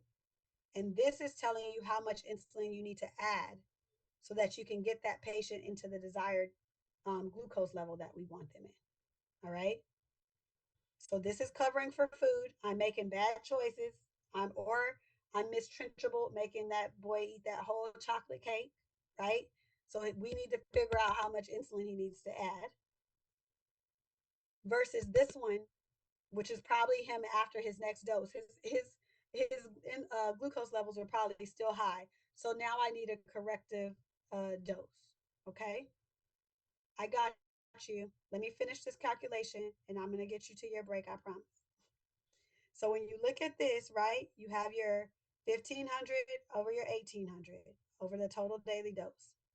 So your correction dose equals your current blood glucose, which I will tell you if you have a calculation for it, minus your desired blood glucose, which is your goal. I will tell you what their goal is going to be in the question, over that correction factor, which you solved in step one.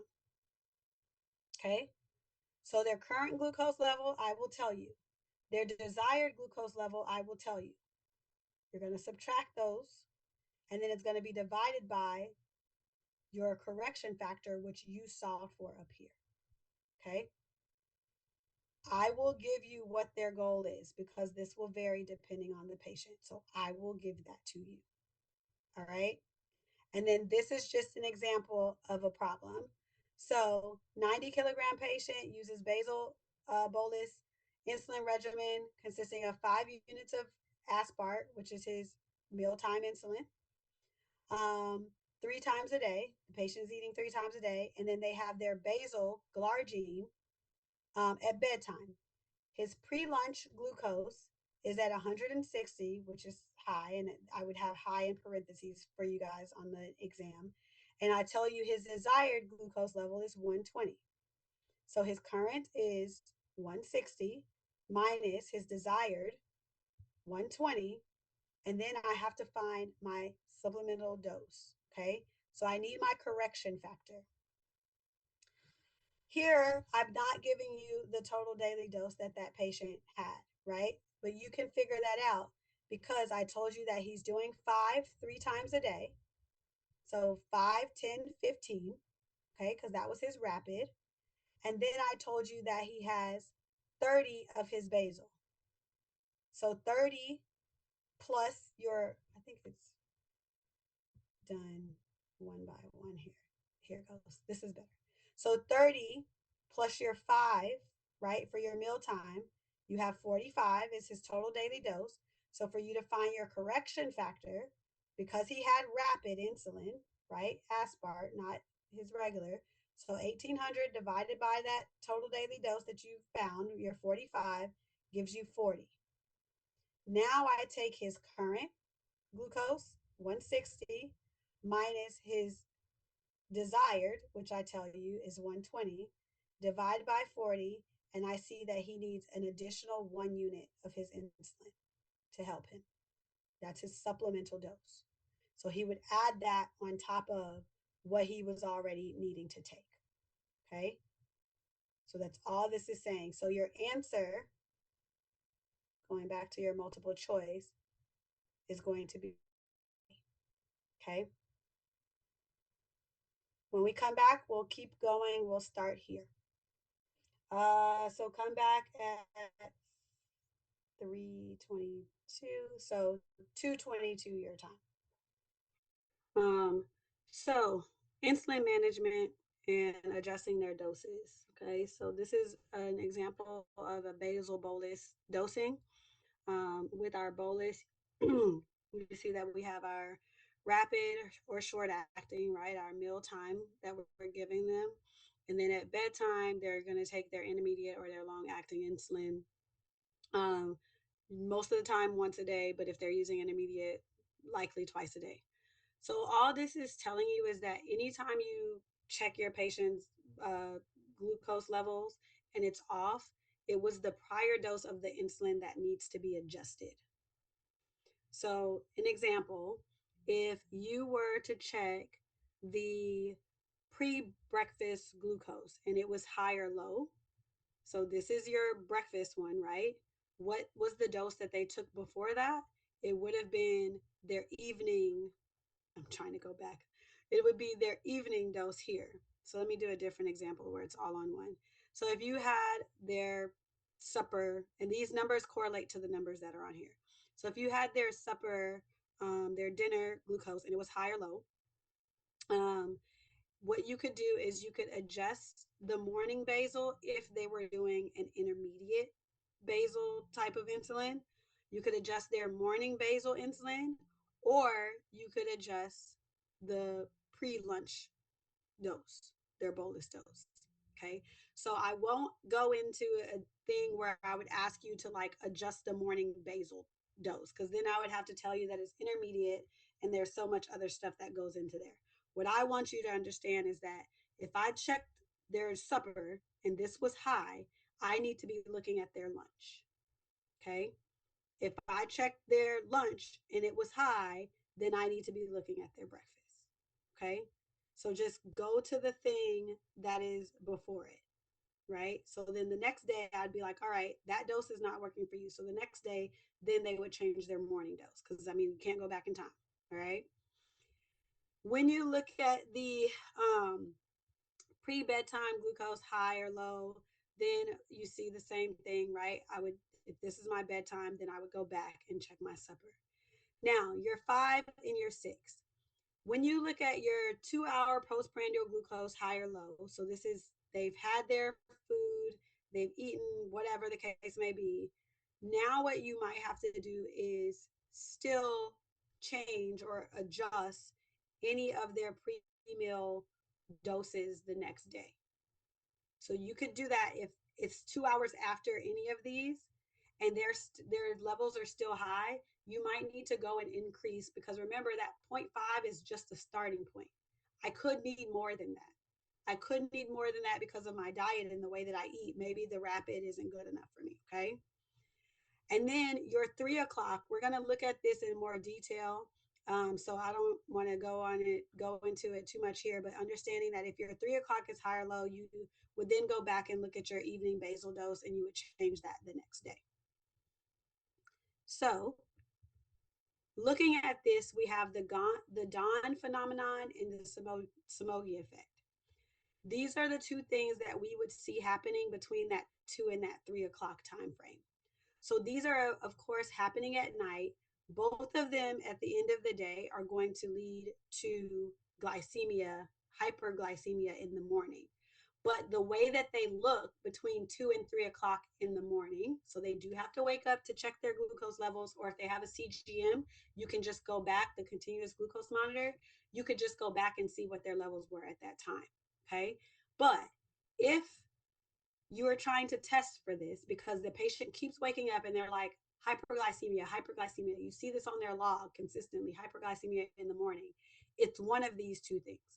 So, again, your end effect is still the same. In the morning, hyperglycemia, hyperglycemia with dawn or Somogyi.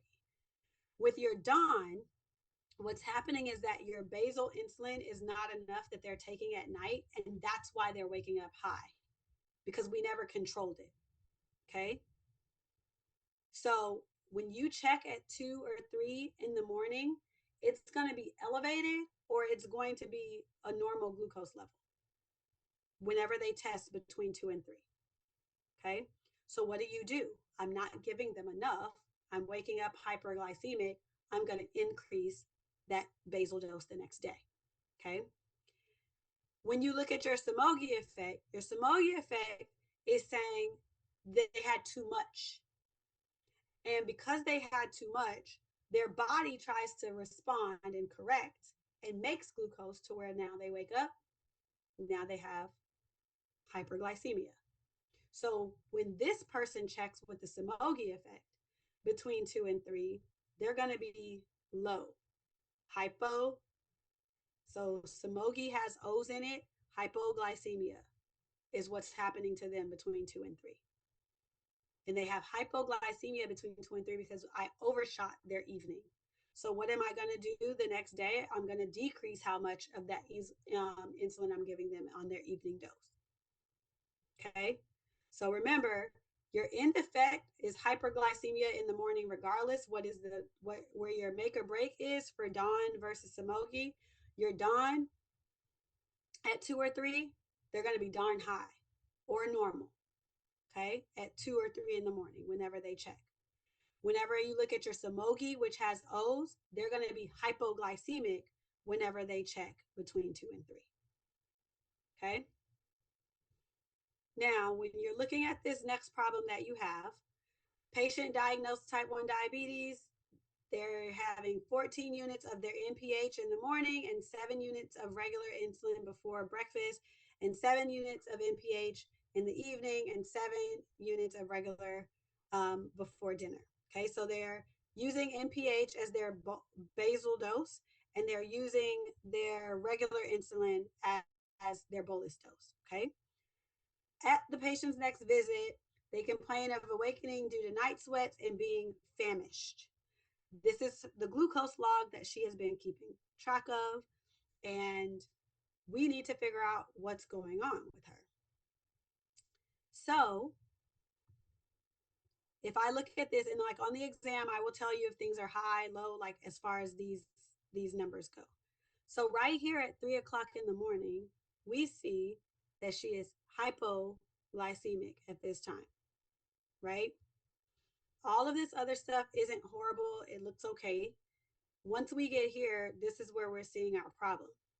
So if she is hypo between 2 and 3 o'clock in the morning, which effect did I say that she has? So if I go back here, you have O's in your Somogi effect. So she has Somogi effect. So what I need to do for her is I need to decrease. What do I need to decrease? And then you have to pay attention to this, right? Because I need to decrease her evening basal insulin, which we said that we're using as her NPH. Okay?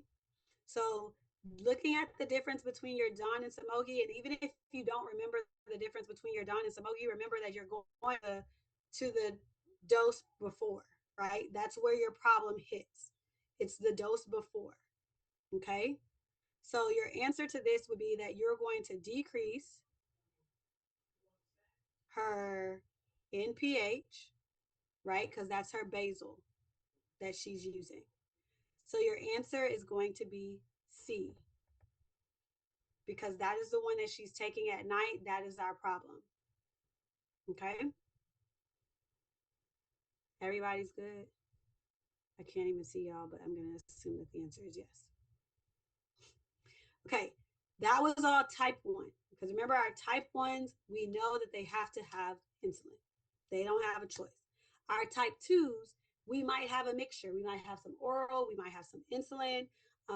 Remember, insulin has weight gain. It's an injection. It has side effects to it. So you might have where some of our patients might be like, can you mix that up for me? Can you give me some oral so that we can, some weight neutral oral options? And that way I can limit how much insulin I have. We get very creative when it comes to this, and we try to hold off on insulin if we can. Okay.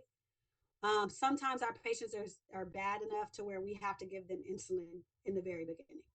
So when we look at our type 2 diabetic patients, essentially what's happening with them is that over time, they may start to have a decline in those beta cells that are going to be secreting our insulin. And if I don't have enough insulin secreted, I'm not going to be able to, one, uptake the glucose or manage it at all. Okay, so I don't want to see this happening.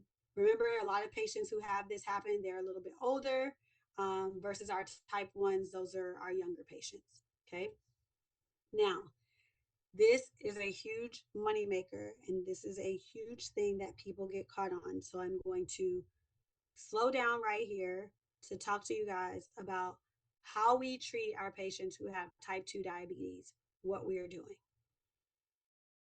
Okay, I know I got eye rolls. I can feel them all the way in Florida, but I'll take them. All right. Step 1, Patient gets diagnosed. They have diabetes. Okay. You're diagnosing them. And you're going to set a goal. You're going to set them at, I want your A1C to be 7. I want your A1C to be 6.5. I want your A1C to be 8, whatever the number is. Okay. We set that goal. Then you start treatment. You have two options. You're going to, well, really three. You have monotherapy, dual therapy, and you have insulin. Okay. The way in which you move about this can be different based off of the goal that is being set, as well as your patient's tolerance to the medications, because that becomes difficult for them sometimes as well. So, most of the time, we're going to set our goal at 7. I will tell you what the goal is going to be on the exam. Okay. Most of the time, we'll set our goal at 7, right? Less stringent or more stringent would be 6.5, less stringent would be 8. Remember how I tell y'all, if I make it to 80, don't make me worry about what I'm eating. Okay. Let me ride at 8. I'm at 80. Okay. Versus if I'm a young 40, okay, with diabetes, Raina, get it down to 6.5. 7 is not enough for you. Okay, let's get down to 6.5. You can do that. I will tell you what the goal is. So most of the time it's going to be 7.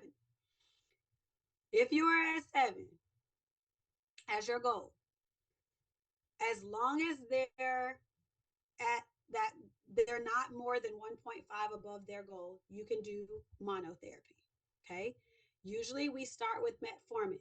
As I was telling you before, you are going to see some guidelines now changing as the GLP-1s become more popular, to where they will say, you could do metformin and a GLP-1, or you could just do a GLP-1 and not metformin. For the exam, I want you to follow this. Okay. Metformin is our big gun. Metformin is where we would start first. All right. So I diagnosed my patient, and now I'm trying to decide what type of therapy are they getting? Monotherapy, dual therapy, or are they getting insulin? All right. So I set my goal at 7. Let's say that my A1C is 7.9. I'm good with just metformin. Let's say you set my goal at 7 and my A1C is 9. I have now earned myself dual therapy because I am 1.5 over the 7 goal that you chose for me. Okay. I'm at 9. So I'm over 1.5 of my goal. I now get dual therapy. Dual is 2. So I get my metformin, my big gun stays on. And then you can pick any second agent. So that's any one of these that are down here where it says add. You can pick any of them. We're going to go through these meds, and you're going to see the ones that we like and the ones that we don't really like and the ones we use and don't really use. But then you can come down here and you can pick anything that is patient specific for your person. Okay. That is your dual therapy. They get metformin, plus you pick any one of these. All right. Now, your patients who have comorbidities, okay? Your comorbidity that you're looking at is a person who has ASCVD, or they're obese and they're trying to lose weight, or if they have heart failure or chronic kidney disease. That's what this is down here, okay? Heart failure or chronic kidney disease versus your ASCVD or obesity trying to lose weight, okay? Now, with these comorbidities, you're adding it to your first line thing, which was metformin. Okay, metformin, our big gun. All right. Now, I could be a dual person if I have a comorbidity or if I am 1.5 over my goal. I might have 2 meds on board. Okay. So, if you are looking at my ASC, if I have ASCVD, or if I'm trying to lose weight, you can pick a GLP-1 or SGLT2 to add on to my regimen of my metformin. Okay.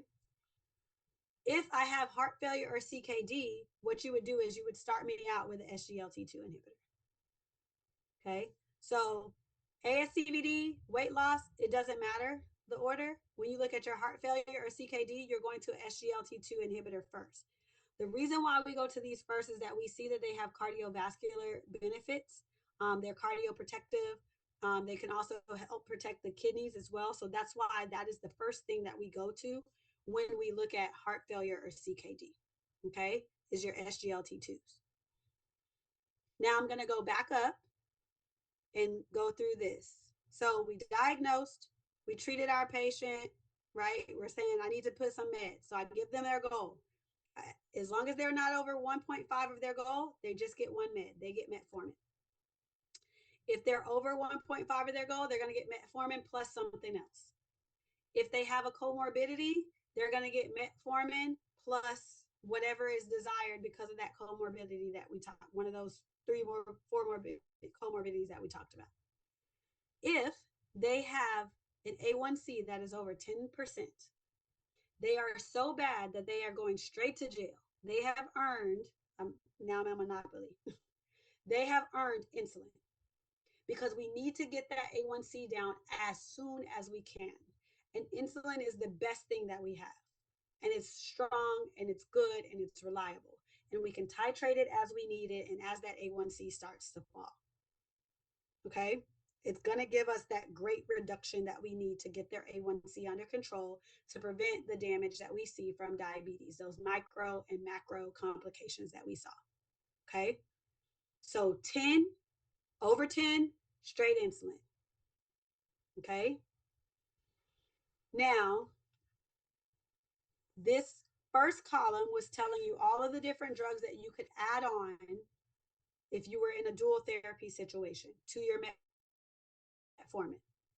Now, our A1C cannot be checked sooner than 3 months because it's not going to reflect. Remember, I told you they can cheat you on that fasting glucose all day. They can never cheat you on their A1C.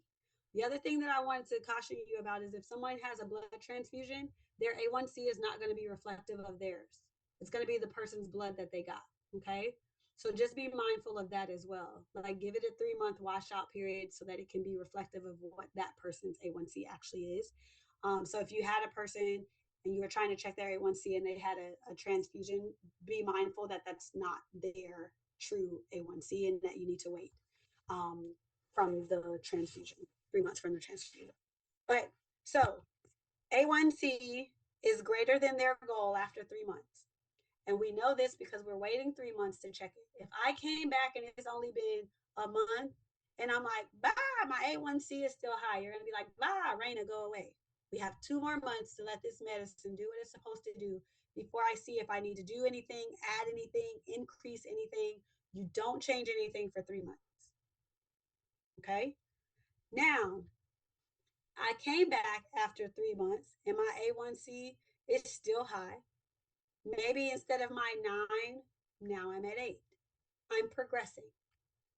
You could choose to still add on a medication. For exam purposes, we are going to add on a medication because they're still not at goal and they've had 3 months. Okay? So you can pick any one of these medications. So it's essentially you're picking from the same list. You continue to do that throughout. Every 3 months you check. They're not at goal, you can add on something. Every 3 months you check. They're not at goal, you add on something. Okay, so don't try to get into the nitty gritty of this. It's all the same thing. You're still picking one of these things, always.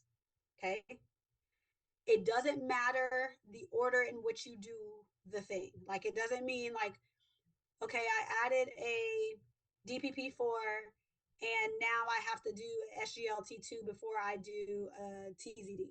It doesn't mean that. I can do either of them. So that's why I say when you're looking at this, just remember I can pick any of these things. The only time that you can't, because there is no added benefit, if you choose a DPP4 or if you choose a GLP1, they should not be used together. So if I have my patient on a GLP1, do not add a DPP4. If I have my patient on a DPP4, do not add a GLP1. And we'll talk about that whenever we get to the drugs. But understand that those are the things that we are not adding together. Anything else, fair game. You add whatever you want to add. And you would continue to do that. Sulfonylureas are at the bottom, the one that says SU. These, we don't use them as much anymore. So that's why you see them kind of at the bottom. This is usually kind of where we stay because These are older drugs. SU could stand for they suck sometimes. Okay, not always. Not always.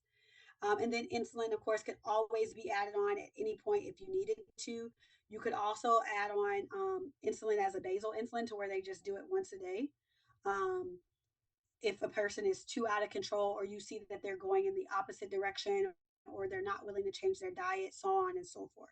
Okay. So your big thing is remember, you can always have something here and then you would always drop. So let's say I was down here and I had an SGLT2, I could add on a GLP, but wait a minute, what if I was still going and now I have a DPP4? In any of these situations, let's say I had a GLP and I added the SGLT2 and now I'm to a DPP4, I have to drop the GLP to add a DPP4 because it's still the same thing. We don't add these things together. Okay. So always remember that is a hard, fast rule. There's no reason for you to give a DPP4 with a GLP1. And we're stacking and stacking. If you ever hit a stack and you see, oh, I have a GLP1 and DPP, somebody's got to go. Okay. They're never going to be together. All right. And then over here to the side is just telling you how we can use our GLP-1s, a GI, or one of our GIPs. We can use SGLT2. You can use anything with insulin and like kind of make a regimen for them. Not something that we always have to do, but just kind of keep this in your mind that insulin can always be added on. You can always choose to do, you could do a basal and they just do one injection a day. You could do rapid for meals only and they don't have any basal. There's a lot of ways that you could add to this treatment regimen if you needed to for a type 2 diabetic. Because remember, they don't have to have insulin on all the time, right? Their beta cells are still doing a little bit of work. So you can use oral and then supplement if you needed to with insulin just during meals or just have that basal in the background working. Okay. Hold on. Sorry, I have a question. What about CK4D where it says that? Oh, so I answered that already, right? So if you ever run when you're stacking and you have a DPP4 with a GLP, just drop it. Okay. Now, I want to make sure that everybody understands what we're doing. Diagnose, set the goal. Over 1.5 of their goal, they're going to get 2. If they're less than that 1.5 of their goal, they're going to get metformin. And of these 2, metformin will be 1. So no matter what, metformin is one of their drugs. If they're over 10, they're going to get some insulin as well. Or if they're telling you like, oh, like I feel, you know, they're thirsty all the time, they're going to the bathroom all the time, that's what they mean by symptomatic, you can also always start insulin.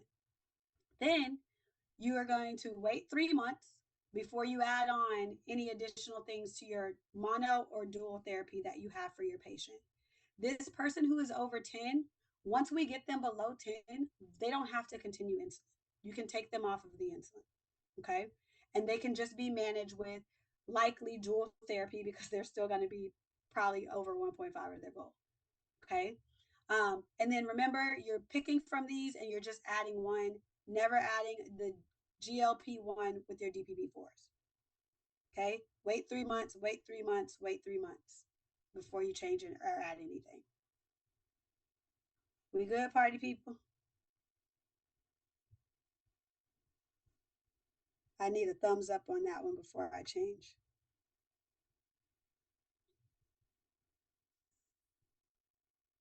Oh, okay. What do you need me to explain again? Got you, Manny. Nothing. You're just gonna boo. Okay. I also will be available by phone if y'all need me to walk y'all through this. You are going to see this, okay? Like y'all are going to see this. And I need you to be very familiar with it. And I don't want you to overcomplicate it because it's not as bad. You're going to diagnose, you set the goal. If they are over 10%, their A1C is over 10%, they have insulin. If it is less than 1.5% over their goal, they're just having metformin. If it is over 1.5 of their goal, They get metformin plus any one of these things. Don't ever mix the DPP-4 with a GLP-1. You can always add on insulin.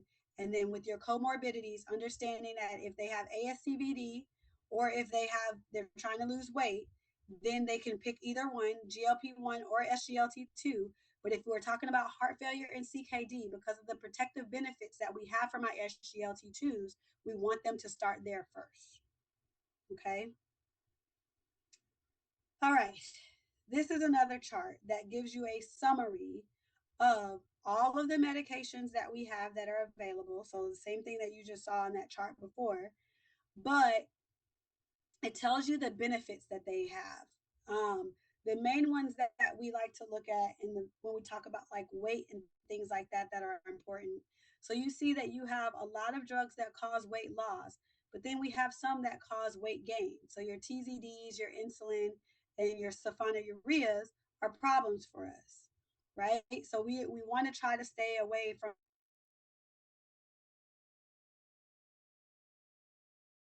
when you look at your ASCVD, your CKD, these are the things that I was telling you where sometimes we do see a benefit in our SGLT2s as well as our GLP-1s. And so you can see that we try to say, all right, what can I get out of this? How can I use these medications to benefit my patient in a way? And that's why we use both of these medications. SGLT2s are very, very popular. Our GLP-1s, you see those are booming all over the place because we have so many different benefits from them both. So just keep these in mind. This is just a summary to show you the bigger things that I will probably look at are going to be, you've seen some of these already. So we talked about you're likely to see hypoglycemia with insulin, right? This is just a chart telling you that same exact thing. When you talk about sulfonylureas, I told you that they suck and we don't use them a lot. This is a part of the reason why. Look at all of the damage that they cause, right? I can increase the risk of some of those ASCVD. Like this quick snapshot of the things that we use often for you to see the benefits and the downsides of them and some of the considerations that we have. Looking at money, your GLP-1s, your SGLT2s, these cost a little bit more. Depending on how you prescribe that insulin, it could cost a little bit more as well. So this is a great summary slide. I love this slide that shows you everything at a quick snapshot so you know kind of where your pitfalls are and what to avoid. You're going to see these again when we go through the medications as well. All right. The looking at your pharmacology slide. This is again a list of all of the drugs. It gives you their mechanism of action. It tells you roughly how they're going to reduce the A1C, right? And like your A1C reduction that you're going to get from using them. Tells you different advantages that you have from the agents, different disadvantages that you have, and then your contraindications, all listed here on one slide. So again, I find little summary slides. I like to put them there for you to see them and use them. Are you going to see these things as we continue to go through the slide deck? Absolutely. But this is, again, a quick snapshot for you to see a lot of these things that we have here. When we talked about your insulin and how I was telling you, this is the one that we rely on heavily to decrease that A1C. You see here, it says not limited, right? It's telling you like there's no limit. I am going to get that A1C down one way or another when I'm using insulin versus these. They kind of have a constraint with all of our other meds. All right. Okay. Big one eyed. We got one. Our big gun is going to be our metformin. When we look at our mechanism of action, it's decreasing essentially the glucose production, trying to make sure that we're not breaking it up because when we break it up, that increases our plasma glucose levels as well. And increasing insulin sensitivity, meaning it will allow our tissues and the fat to uptake and use that glucose better. So when we say insulin resistance, that's us talking about the diabetic patients because the tissues aren't taking up the glucose, it stays in the plasma and those levels go up. So if I have where I'm increasing insulin sensitivity, now my tissues are like, oh, glucose, I'll take you in, my child, right? And it takes it out of the plasma and it lowers the plasma glucose levels. which is what we want. Okay. You see that we're slowing down absorption in the intestine of those sugars, and again, increasing sensitivity, which is what we want. First line for our type 2 diabetic patients. Remember, this is an oral medication, and all of our orals that we talked about, most of them were focused on our type 2 diabetic patients. None of them were talking about type 1. So, this is who you're going to use it in. Okay. We get some increase in cardiovascular outcomes, and I kind of touched on the very beginning about PCOS and how we can use metformin in gestational diabetes as well. But we said, oh, if they're using it for PCOS, they need to stop. And I said PCS earlier too. If they're using it for PCOS, then they need to stop within that first, trimester, right? Like before that first trimester is up. But if we're using it for gestational diabetes, this is an option for that as well. Okay. So first line medication. And as we saw in that chart, we were using it in everything that we had. Okay. Dosing, I just want you to make sure that you're watching out on your geriatric patients because they could have renal dysfunction. You can see that we do use it in children. This is the only med that we have that we now say, outside of insulin, that we say that we use for our pediatric patients. Looking at our PK parameters, we just said that we were going to watch out for our elderly patients because of those renal issues. The reason why is because it has renal secretion as well as filtration. Okay, so if I have anything that's wrong with my kidneys, I am likely going to mess up the elimination of my metformin, which would then make my body hold on to it for a longer period of time and increase these wonderful side effects that are not great. The biggest thing that people are going to complain about when they talk about metformin is that it makes them go poop. Okay. GI upset. When you see that, start with a lower dose. You can also start where um, you can give them an enteric coated one to help them tolerate it a little bit better. So start with a lower dose, giving it with meals to kind of help break up some of that GI discomfort that they're going to feel. You see that there's a low risk of hypoglycemia because it's an oral medication. Some people do say metformin makes them have a metallic taste. So metformin has a metallic taste. And it can also decrease your B12 absorption, and that comes into play for people who already have low levels. That could become a problem for them as well. When you look at the GI upset that I was telling you about, understand that with your patients, this does decrease over time, but they have to take the medication consistently. If they stop taking the med and they start taking it again, that GI adverse effect comes right back up again. And people are super uncomfortable. Like they poop so much that they lose weight uncomfortable. Okay. So understand that this is a big side effect that you may want to break up. So let's say you want them to have 1,000 or 1 gram of metformin. You can break that up and say, okay, you're going to take 500 in the morning and 500 at night. So they're not taking it all at the same time. And you can also do the extended release, right? So that it's released a little bit slower. Weight neutral, lactic acidosis. We'll talk a little bit more about lactic acidosis when we talk about imaging with contrast. That's more likely when you're going to see that.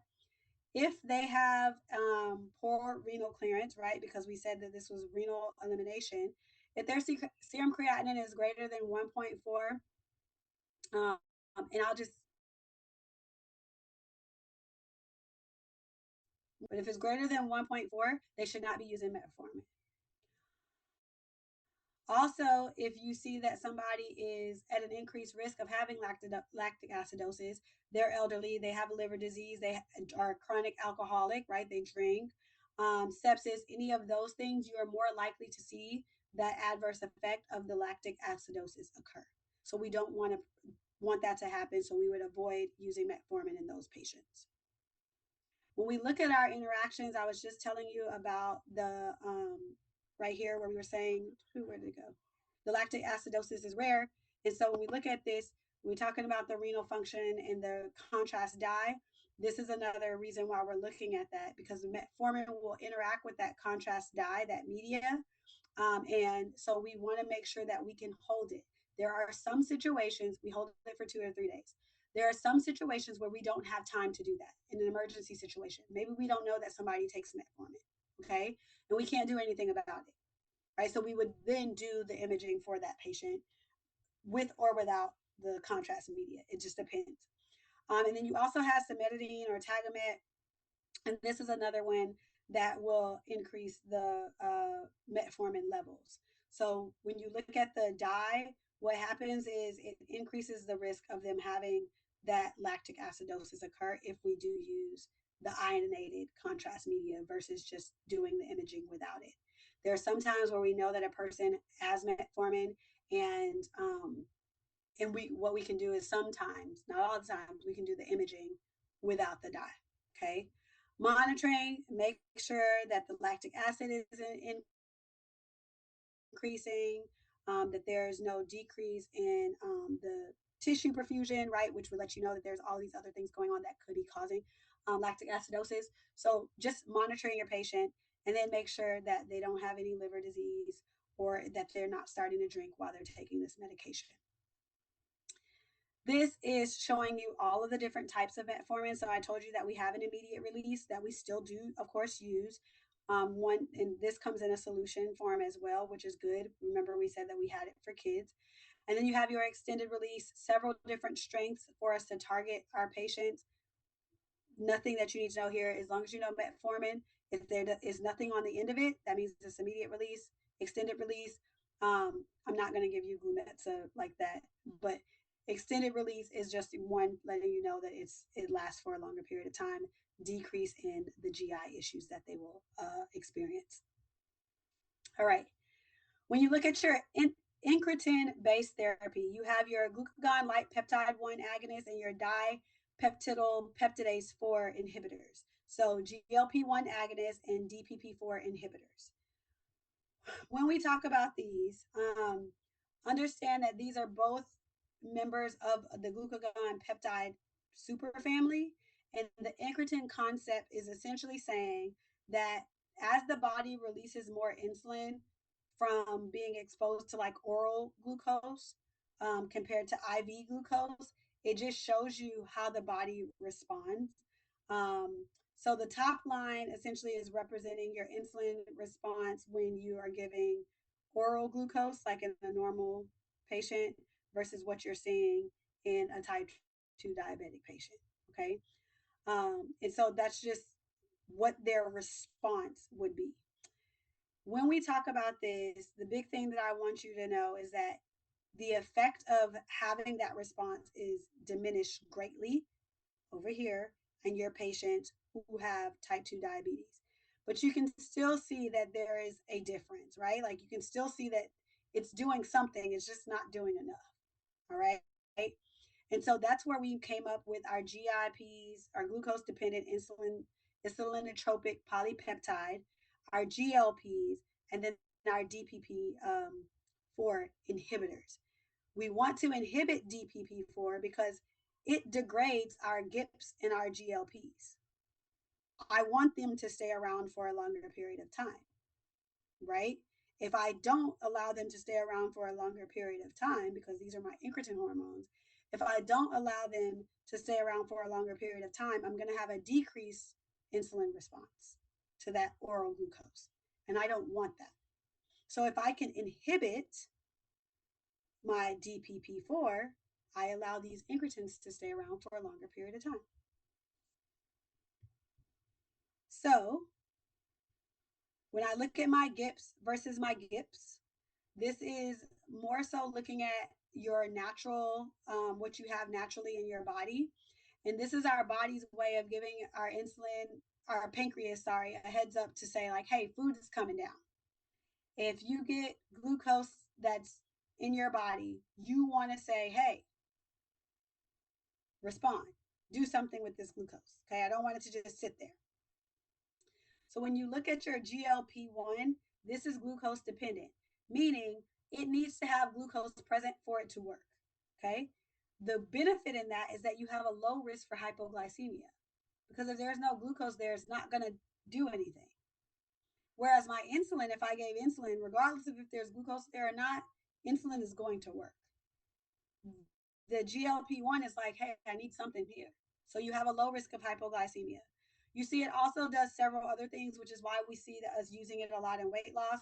So, suppresses glucagon secretion, slows down your gastric emptying, so people feel full longer, and therefore they're not eating as much. And that's how you see that decrease in the satiety in the food intake, increasing your satiety, decreasing your food intake. Okay. Now, when you look at your GIP, this has a little bit of a different mechanism of action, but it's not going to help with the satiety or the motility. So that's why you don't see us using these specifically for like when we're talking about obesity and things like that. Okay. So your GIP comes from those K cells in the intestines, and essentially what they're doing is helping to augment that insulin secretion if the blood sugar is less than that 140. Okay. When we combine both of these things together, which you will see combination products of both, we can see a great decrease in weight loss for a lot of our patients. We also use this in our patients who are diabetic. This is just an FYI slide showing you the different benefits that you get and the mechanisms essentially of action of some of these medications that we're going to talk about. This is also just telling you the difference between looking at a GLP-1 and a DPP-4. Remember, these were the two that we said, hey, there's no added reason why I'm going to try to take both of these things and put them together because they're kind of working in the same way. And all we're going to do is say, hey, if I give a GLP-1 agonist, which kind of have an edge, and we use these a little bit more than our DPP-4s, it kind of has an edge over the DPP-4 because it has better efficacy as well as weight loss as that added benefit.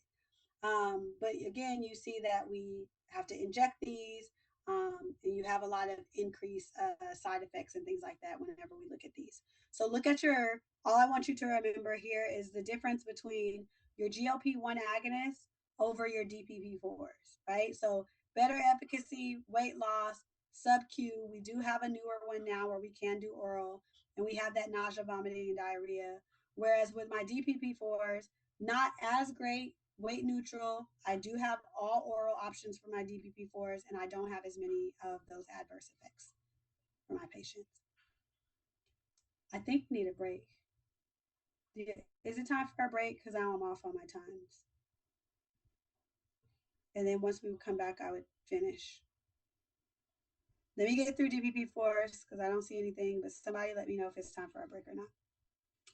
Looking at your mechanism of action, inhibits the enzyme of DPP-4. Ta-da!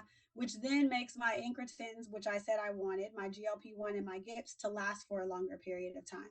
Okay, so if those are lasting for a longer period of time, now I have insulin secretion, which is helping me use that glucose however I need it, and then I'm decreasing my glucagon secretion because remember my glucagon increases my glucose levels. Okay. No effect, again, when we talk about our DPP-4s on our emptying and our satiety, right? So that's why we don't use them for that weight loss, okay? Oral medications, like we talked about. We're going to go to break after I do this, the DPP-4. So adverse effects, we talked about a lot of these. Weight neutral, don't really have an issue with hypoglycemia. They're oral medications. You can potentially see that pancreatitis occur in patients, especially if they have any type of history, but it's just a slight risk that we see with that. We have sitagliptin or saxagliptin. With either of these, you do see an increased risk of infection, whether that's an upper respiratory infection, that's where you see URI, or a UTI, urinary tract infection. When you talk about your saxagliptin has a potential to where they say it can worsen heart failure. So if you have a patient who has acute decompensated heart failure, or if they just have heart failure in general, right, a decreased ejection fraction, you can see where it becomes worse if you give them saxagliptin. And then looking at this, you can see a decrease in your lymphocyte count in your patient. So again, just being aware of what's going on.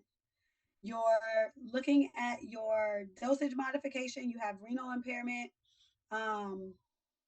If because of the renal excretion, you do see that you need to adjust these doses. There are others that we have that I don't really go into a lot, linagliptin being one of them that you don't have to dose adjust, but just understand that renal impairment we need to adjust for.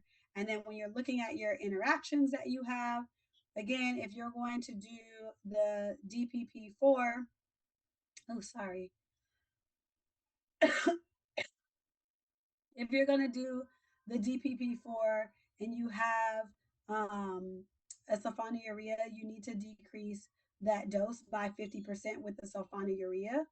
And then we don't need to give the DPP4 with the GLP-1. So that's the other interaction. So if there's sulfonylurea on board, then we need to decrease that dose of the sulfonylurea by 50%. And that will help us avoid, again, several side effects. Your sulfonylurea can cause hypoglycemia, even though we are saying that this has a low risk of hypoglycemia. You could potentially see that occur if you have both of those things on board. Okay, so let's, these are all of your medications that you have. Sitagliptin, saxagliptin, linagliptin, that's the one that I was telling you that you don't need to renally adjust for, like all of the others that we did renally adjust for, and your alogliptin. That's all I need you to know. Remember, I told you about SIPs, just understand. But the big thing for these, you have to renally dose adjust for all of them except for your linagliptin. Your linagliptin gives you some leeway. Okay. When we come back, let's do 10 minutes. So 4:20, we come back and we'll finish up. Um, as we go through this part, I know some of y'all are probably on break. If I tell you that we're skipping it, or when I point out just certain parts of some of these, I want you to just focus on those parts because some of these we don't use often, but we'll still see patients on them or get tested on them. Okay. So, what I'm telling you to focus on as we go through some of this is going to be a little bit more important. Our GLP-1s and some of these other drugs are big things that we use now. So, I'm going to just go through them the normal way. So when we talk about our GLP-1s, these are all of the great things that we want to have happen. They suppress the glucagon secretion, they slow down the gastric emptying, they decrease that hunger. Like this is like the wonder drug, which is why we see it all over the place now because it's stimulating those GLP-1 receptors. They're agonists, right? So this is our green light saying go.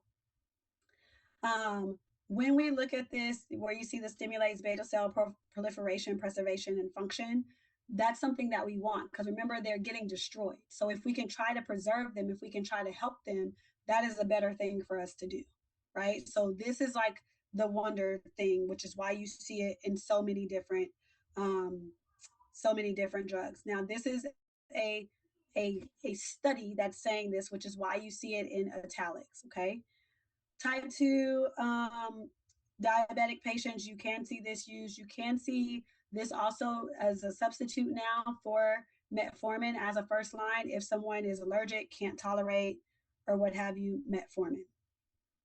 Looking at your adverse effects, you do see a low risk of hypoglycemia, seems to be the common thing, right?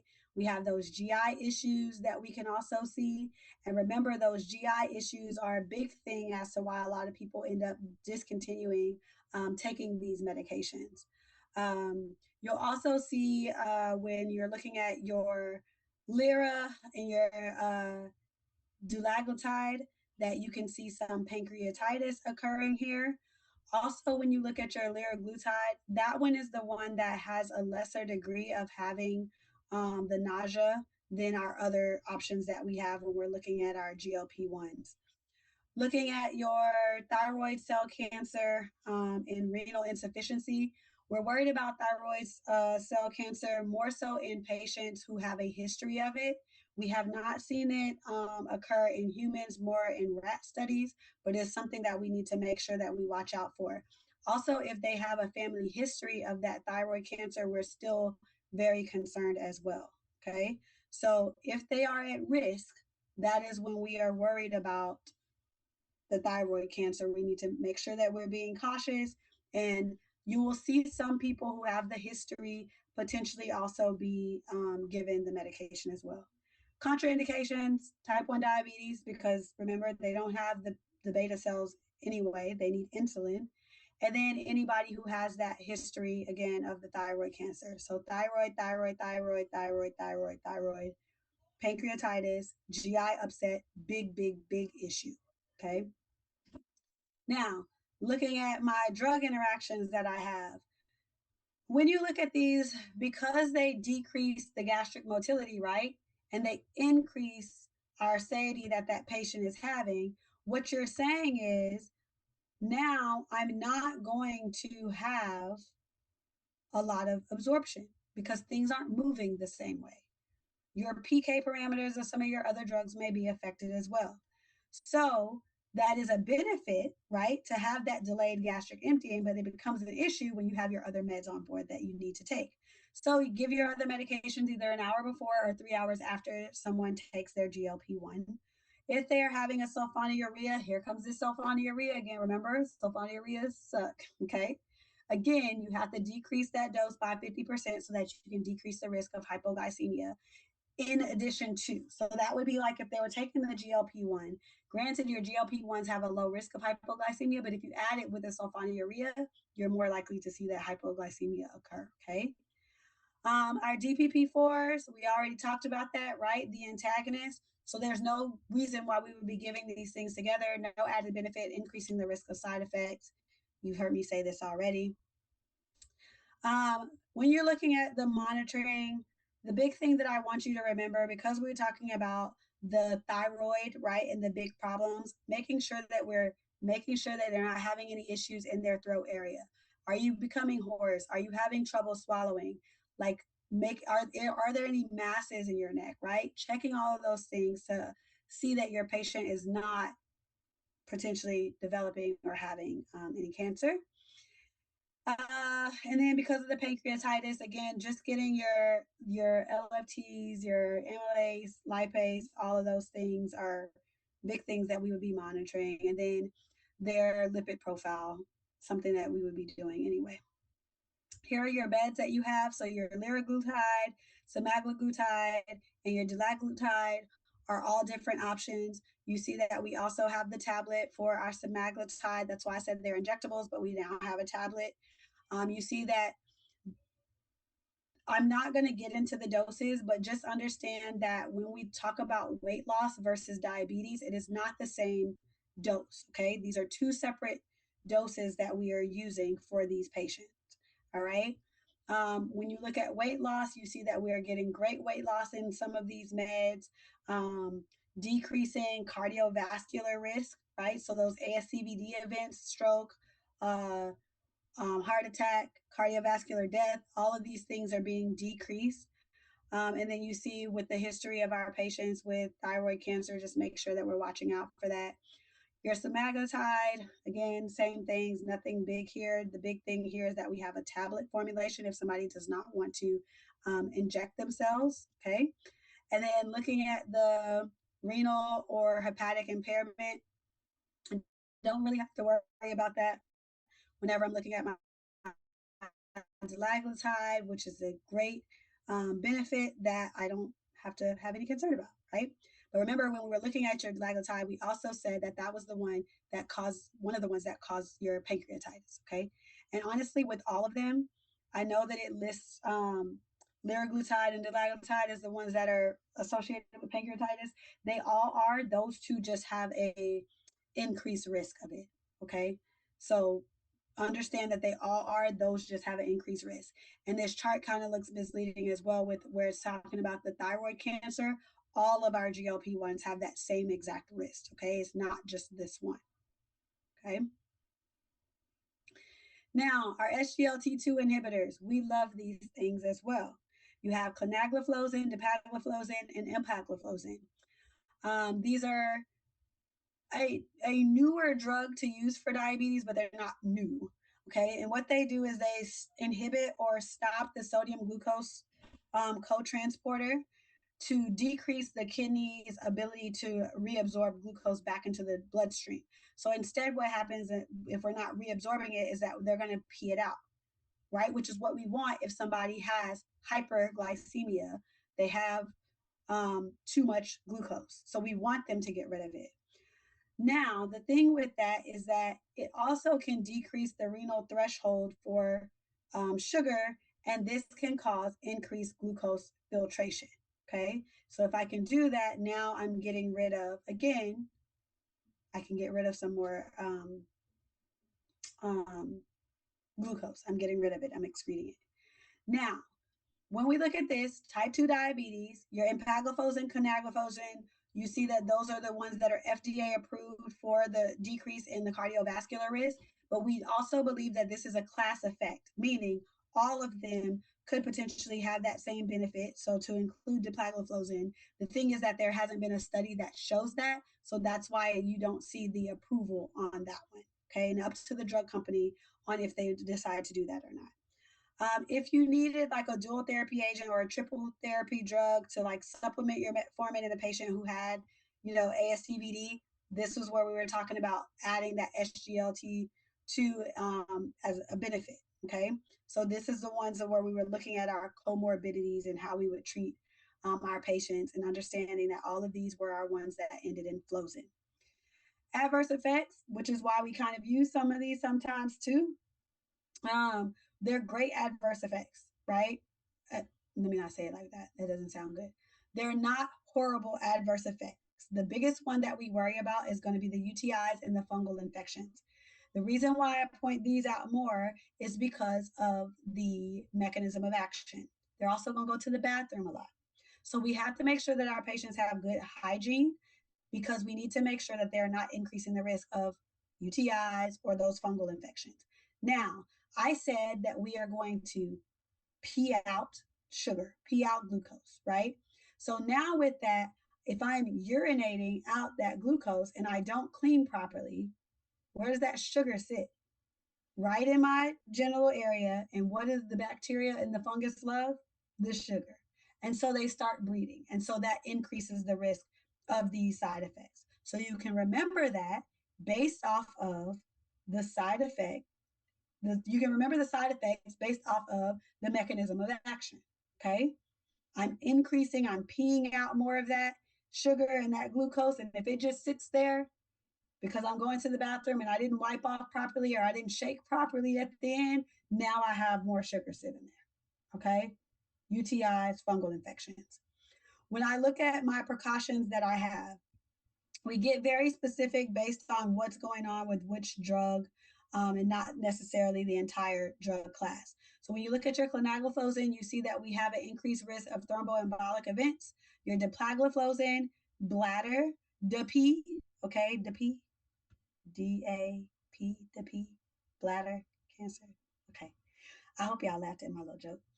So that'll help you remember your dapagliflozin. So if they have a history of bladder cancer, that's something that we definitely want to watch out for.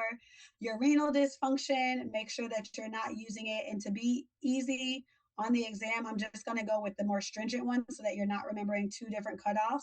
Just remember if their GFR, which is essentially kind of like our creatinine clearance, but it would say GFR. If your GFR is less than 25, if you remember the 25, that is good enough. I'm not going to get nitpicky on that. And I'm going with the more stringent one because then that way we're safe. Okay.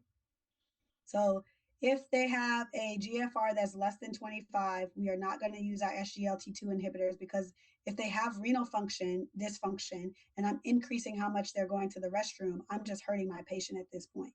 Okay. So remember, if their kidney doesn't work, the drug isn't going to work. All right. So we have to remember that. All right, your GLP-1 agonist that you have. When we look at this, this one is going to be your GLP-1 mixed with your GIP. Okay, so it's the same two mechanisms that you had before, which are helping with those glucose levels, the appetite, the same exact things. Big ones that I want you to pay attention to. We're using it for type 2 diabetes. We use it for OSA, obstructive sleep apnea, and weight management. Okay. So your Zepbound and your Manjaro. Manjaro for diabetes, when we're talking about weight loss, or the sleep apnea due to obesity, that's Zepbound. Okay. Adverse effects, those GI issues that we talked about, a lot of them, they're injecting themselves. A lot of people, because of them not absorbing nutrients properly as well, they'll have hair loss, different things like that. So just GI issues is a big thing that we worry about here. Black box warning, again, for those thyroid tumors that a patient could potentially have. Okay. And then eructation is like they have a lot of burping and like GERD, like reflux. Okay. Looking at your contraindication, okay, we're not using it in anybody who has type 1 diabetes, especially if we're using it for diabetes. Now, could they use Zepbound for weight loss if they have type 1 diabetes? Sure, but we're not using this medication, Manjaro, for diabetes. They would be treated with insulin for their diabetes. Again, if they have that history of the thyroid cancer, okay, because it is a combo product. Looking at your interactions, very similar to what we already saw, right? Watch out for your other drugs, watch out for your sulfonylurea. You're going to need to decrease that dose by the 50%. No added benefit because, again, we have our GLP-1 with the DPP-4, so why am I doing that? And a new one here that we see is that you can decrease the effectiveness of your oral contraceptives. Okay, so making sure that you're having a washout period, and if they did stop taking this, they would need to wait at least a month before they or if they were just relying on their contraceptive, they would need to wait at least a month for that drug to get out of their system. Okay. Same monitoring that we talked about before. Monitor the throat, monitor their glucose levels because they have diabetes. That's what we should be doing anyway. Looking at your GLP-1 agonist that you have tirzepatide, and tirzepatide, again, brand name is the difference. Zepbound versus Mounjaro. Zepbound is more for your weight. Mounjaro is the one that we're using for our diabetes. So again, just paying attention to making sure they understand that they have diet and exercise, that they have an IM, IV. This is not an oral formulation. That's all I need you to know from there is the names. What is your GIP and GLP agonist? The names. I don't need you to remember how much weight loss or any of that stuff. You know that they cause weight loss as well. Your amylin. All I want you to remember from this is that it's not something that we use very, very often. Um, what they're doing is trying to increase your satiety and make you feel full. They slow down that gastric emptying, and they also decrease postprandial uh, glucagon secretion. So, what you can use this for is if you have a patient, and this is the only time that we do this, most of the time now. If you have a patient who is having issues after they eat, if you see that they're hyperglycemic still after they eat, even when they took something prior to, we can give them the amulin to kind of help bring them back down. So that's where you see it, and why we see it in our type 1 diabetic patients is because it's targeting that postprandial and trying to lower it down. Okay. So an adjunct, essentially, this is not something that we're using by itself. So amylin is an adjunct. Okay. Decreasing the glucagon secretion. This is just a picture giving you more detail about how it's working, so you can FYI that slide.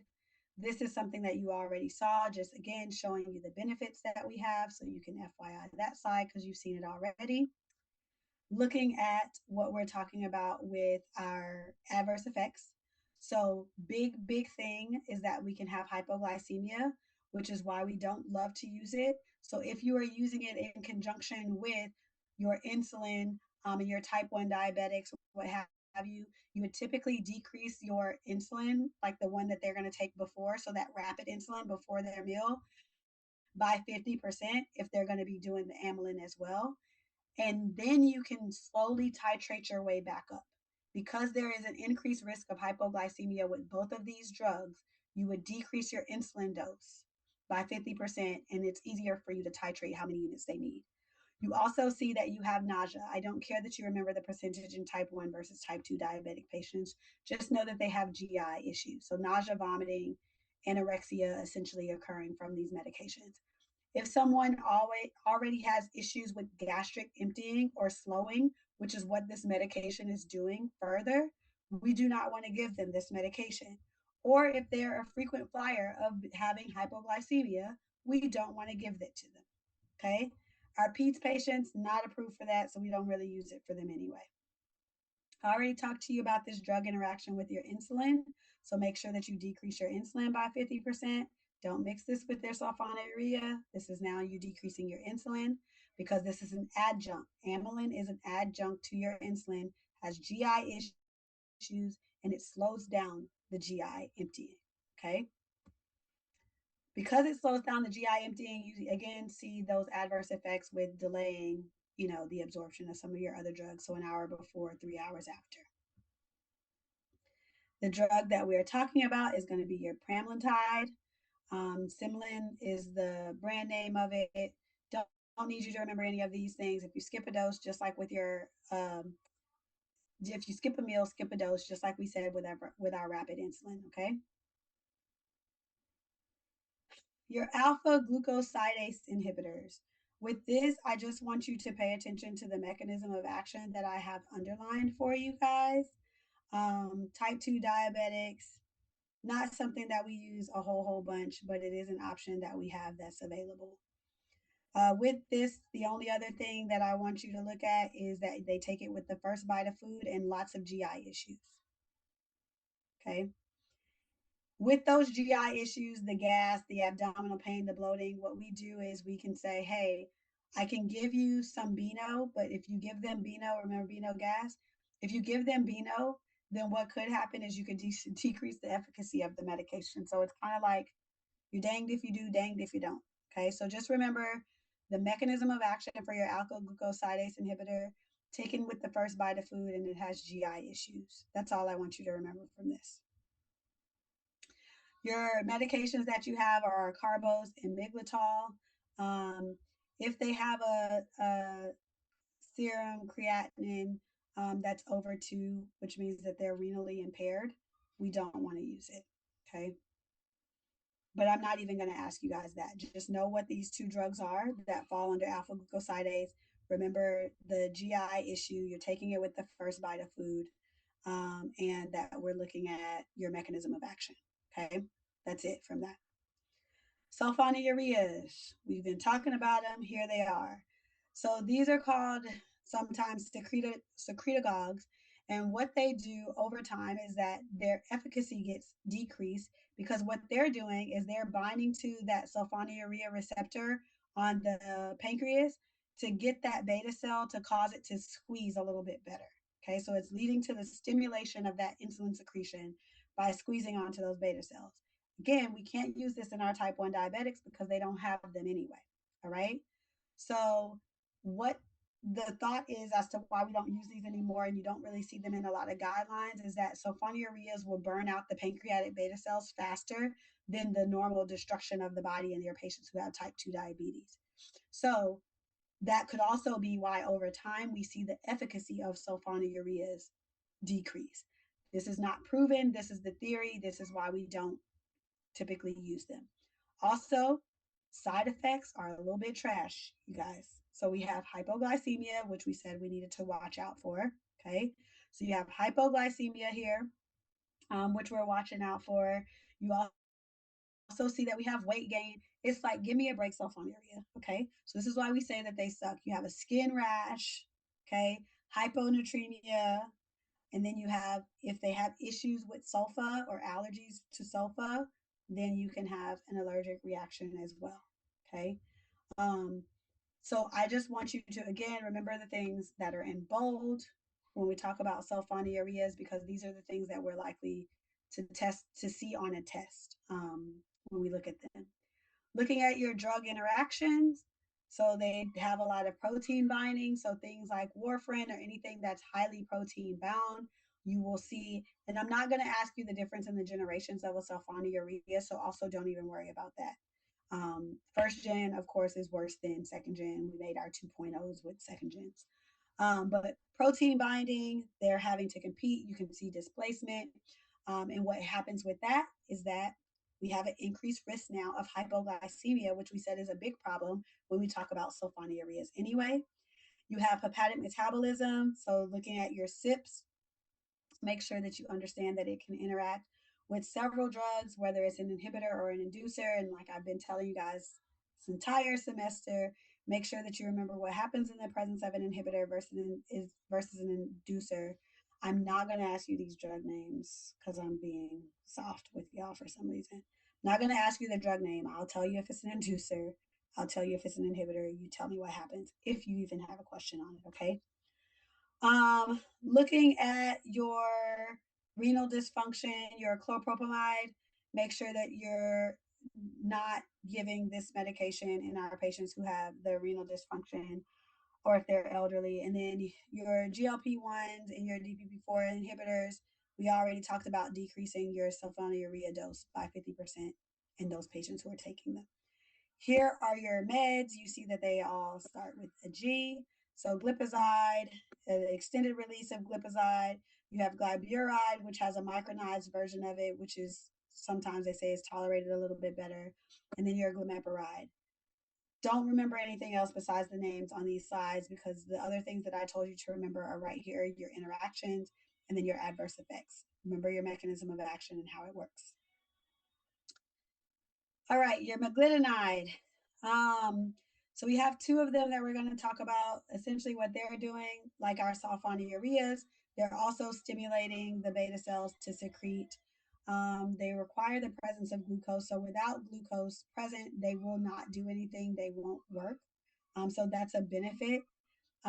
What I want you to do for this, let's just FYI this slide. FYI this slide, and just know that these are two meglitinides, Nate and Repa. So meglitinide, repaglinide, just FYI, know that they're meglitinides and don't worry about anything from this other slide right here. Okay, our TDZs. When we look at our TDZs, they are thiazolidinones, okay? These are considered insulin sensitizers. They will allow your insulin to be much more effective at causing the uptake of glucose when we're looking at them being uptaken into our muscle. So they bind to the PPAR gamma receptor, and that is what enhances the insulin sensitivity ultimately, okay? So when we look at these type 2 diabetic patients are where we're going to see these used. Adverse effects, what sucks about them, your TZDs make you thick, okay? I need a TZD, okay, so I can get some weight gain. You also, though, are gaining fluid, which is not good for a patient who has CHF, right? Because my patient who has CHF, they probably already, CHF is chronic heart failure, they already probably have fluid on them. So I don't want to make that worse for my patient, okay? So avoiding that in your patient who has symptomatic CHF because you can cause that edema and that fluid to become worse for them. You also have MIs, okay? That could happen more so with your rosiglitone than any of your others that you have. Increased fracture rate. So in your patients who might have osteoporosis or who are like my daughter, right? This could be a big deal because it can increase that fracture rate. You see that I can also have hepatic failure. So essentially what you'll see is that their LFTs will increase and then the increased risk of bladder cancer, P bladder. We have another P. Okay. Pioglitazone is also another one for your bladder. Okay. The bladder cancer. Looking at your precautions that you have, just remember heart failure. Not going to ask you which class, as long as you remember heart failure. Bladder, again, is our pioglitazone. Looking at your contraindications that we have, heart failure, I won't make you know the difference between like a precaution versus a contraindication. If you see it, I'm not trying to trick you and I won't just change the class. Drug interactions, increasing the risk of having a MI or a myocardial infarction if you have rosiglitazone given in conjunction with a nitrate, which is something that we use in patients who have chest pain and different types of anginas. You're going to learn that. And then your CHF, looking at your chronic heart failure, again, increasing the risk of that if you're using it in combination with insulin. Monitoring, we're monitoring their A1C, okay? We're looking at their liver because we said that we can have some hepatotoxicity that could occur. and cardiovascular risk, specifically when we're looking at that rosiglitazone, because it increases the risk of having those cardiac issues, right? The MI. So that's why we're watching that. And then your heart failure, we already said that we were going to watch out for those, especially when we're looking at, again, Rana hurts your heart sometimes. Okay, so rosiglitazone. Okay, here are your two drugs: pioglitazone, bladder cancer; rosiglitazone, Rana. Either I hurt your heart or you love me. Okay, R, and that's the one that we're more worried about. That's all I need you to remember for this. Don't worry about all of these other things that are over here to the side for the comments. Now, these remaining slides are just telling you things that we've already went over in one way or another in other classes. So giving you the drugs that are going to increase blood glucose, all I need you to know is what drugs increase blood glucose. I don't need you to know the mechanisms. I don't need you to tell me about the considerations. Beta blockers, corticosteroids, diuretics, thiazides, loops, diuretics, and niacin are all things that can increase blood glucose. Okay, that's all I need you to know. And then your memory joggers are right here. So going through this, looking at these, um, someone did ask me about creating a calculation sheet for some of the calculations that are in here to give you a little bit more practice. I will create some of those. It will likely not be today, but I will get them up. It could be very late tonight whenever I do that. But I you guys some of those up. And if you need anything at all, please don't hesitate to text or to call because we'll be working on the exam. Me and Dr. Mercer will be working on your exam to get that to you. So I know you guys are going to do great. I am so proud of y'all. Y'all are like killing this. I'm very, very happy to have taught you guys. I will be making y'all's cakes for your very last exam since I didn't feel good the last time. So your very last exam for Pharm, y'all will see me. I will be back on the 8th. So if anybody did still want to come to review exams or anything like that, I will be available for that. Also, Dr. Mercer does have your exam to be able to review it as well. And if he has any questions while reviewing that, he can still call me. Okay, y'all are more than welcome to call for anything. But if you want to review the exam, you don't need to wait on me to get back. You can do that with him as well. Okay, so I will be back in the office on the 10th. But if y'all have any questions at all, please let me know. Thank you so much for being awesome and good luck on the exam.